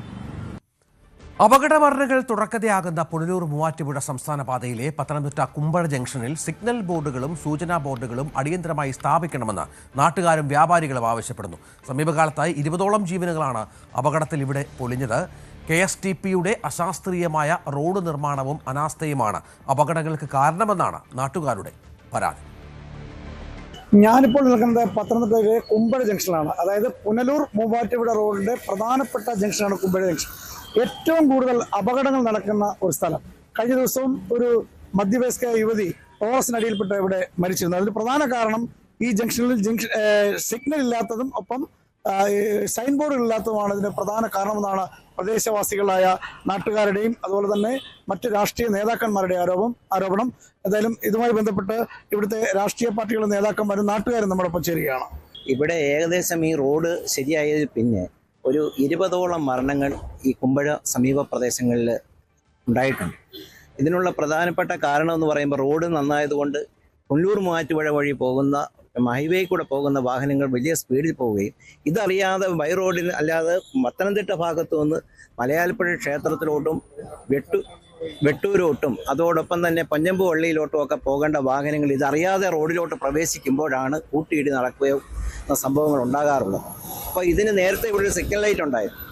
അത് ഈ റോഡ് വികസനം വന്നപ്പോൾ ആ സിഗ്നൽ ലൈറ്റ് മാറ്റി. അതോടൊപ്പം തന്നെ ഇവിടെ നമ്മുടെ ഹൈമാസ്റ്റ് ലൈറ്റ് ഉണ്ടായിരുന്നു. ആ ഹൈമാസ്റ്റ് ലൈറ്റും ഇപ്പോഴില്ല. കുമ്പഴ ജംഗ്ഷൻ എന്ന് പറയുന്നത് ഈ പുനലൂർ മൂവാറ്റുപുഴ റോഡിലെ ഏറ്റവും പ്രധാനപ്പെട്ട ഒരു ജംഗ്ഷനാണ്. ഈ ജംഗ്ഷന്റെ പ്രാധാന്യം തന്നെ ഇല്ലാതാക്കിയാണ് ഇപ്പോൾ KSTPV ഇത് വികസന പദ്ധതി എന്ന് പറഞ്ഞുകൊണ്ട് നടത്തിയിരിക്കുന്നത്. ഇവിടെ കഴിഞ്ഞ ദിവസം അപകടം നടന്ന സമയത്ത് അതിന് ദൃക്സാക്ഷിയായ ഒരു കൗൺസിലർ കൂടിയാണ് ഞാൻ. അപ്പോൾ ഈ വാഹനങ്ങൾ വരുന്ന ആ സ്പീഡിൽ തന്നെ ഈ സ്ട്രിപ്പുകൾ വെച്ചിരിക്കുന്നത് കാര്യമായ കിളരമില്ലാത്തത് കൊണ്ട് അത് വാഹനം നിങ്ങളുടെ സ്പീഡ് നിയന്ത്രിക്കാൻ അതൊരു മതിയായ ഒരു സംവിധാനമല്ല. കുറച്ചുകൂടെ കനമുള്ള സ്ട്രിപ്പുകൾ വെക്കണം. അതുപോലെ സിഗ്നൽ ലൈറ്റുകളൊക്കെ ഇപ്പോൾ സ്ഥാപിക്കാൻ നിന്ന് പ്രിയപ്പെട്ട MLA അബിൻ വർക്കി ഇവിടെ വന്ന് എല്ലാവർക്കും ഉറപ്പ് തന്നിട്ടുണ്ട്. പിന്നെ TK റോഡ് എന്ന് പറഞ്ഞാൽ തിരുവല്ല കുമ്പഴ റോഡിന്റെ ഒരു എൻഡ് ആണ് ഈ കുമ്പഴ എന്ന് പറഞ്ഞാൽ. മുൻപ് സൂചിപ്പിച്ച പോലെ പുനലൂർ മൂവാറ്റുപുഴ ഹൈവേയുടെ ഏറ്റവും പ്രധാനമായ ജംഗ്ഷനുകളിൽ ഒന്നാണ് ഈ കുമ്പഴ. പരാതി പറഞ്ഞപ്പോൾ ഇത് ഉടൻ പരിഹരിക്കാന്നുള്ള ഉറപ്പാണ്. MLA നമ്മുടെ കൂടെ ഉണ്ട്. MLA നമ്മളെ മുന്നിട്ടിറങ്ങി എല്ലാ പരാതികളും ഉടൻ തന്നെ പരിഹരിക്കണമെന്ന് കർശന നിർദ്ദേശം കൊടുത്തിരിക്കുകയാണ്. അതാണ് ജനപ്രതിനിധികളും അതുപോലെ തന്നെ നാട്ടുകാരും അതാണ് ഉന്നയിക്കുന്നത്. പത്തനംതിട്ടയിൽ നിന്ന് Sasi Narayanan, news 18.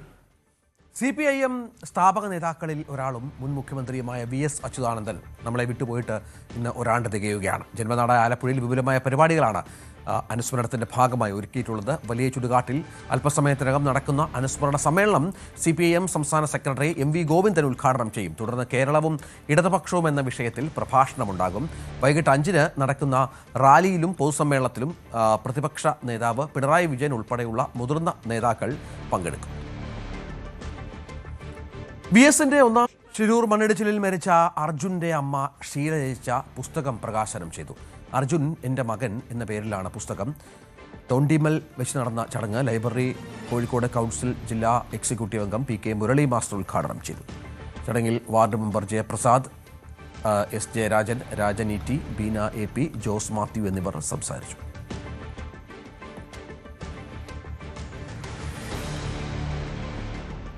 Kochi airport lions ക്ലബിന്റെ സിൽവർ ജൂബിലിയുടെ ഭാഗമായുള്ള സേവന പദ്ധതികളുടെ ഉദ്ഘാടനം ഉന്നത വിദ്യാഭ്യാസ മന്ത്രി റോജി M. ജോൺ നിർവഹിച്ചു.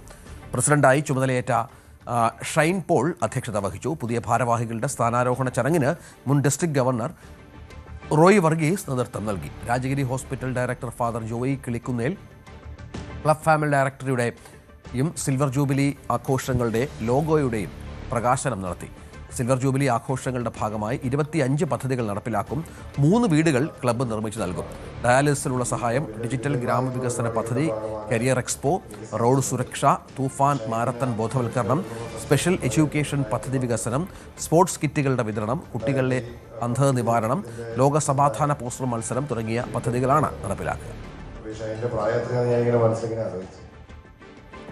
ഓസ്ട്രേലിയയിലെ ഹെർവി ബെയിൽ വിശുദ്ധ കുര്യാക്കോസ് സഹദായിയുടെ ഓർമ്മ പെരുന്നാൾ ആചരിച്ചു. മലങ്കര ഇന്ത്യൻ ഓർത്തഡോക്സ് സുറിയാനി സഭ ഏഷ്യ പസഫിക് ഭദ്രാസനത്തിലെ ആഭിമുഖ്യത്തിലായിരുന്നു പെരുന്നാൾ. Trustee Kurian P. ജേക്കബ് കുട്ടി, secretary Bibin K. Varghese, coordinator Shaji Chacko Vattakkavu തുടങ്ങിയവർ പങ്കെടുത്തു. വിശുദ്ധ കുർബാനയും ആശീർവാദവും റാസയും പെരുന്നാളിന്റെ ഭാഗമായി നടന്നു. Father Mathew K. ചടങ്ങുകൾക്ക് മുഖ്യ കാർമ്മികത്വം വഹിച്ചു. സെയിന്റ് ജോൺസ് ആംഗ്ലിക്കൻ ചർച്ചിലായിരുന്നു ചടങ്ങുകൾ.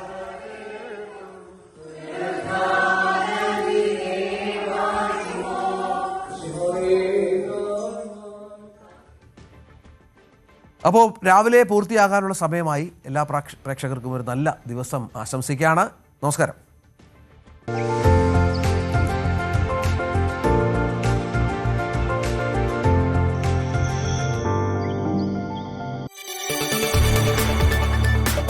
കൂടുതൽ വാർത്തകൾക്ക് News 18 Keralam YouTube channel subscribe ചെയ്യുക.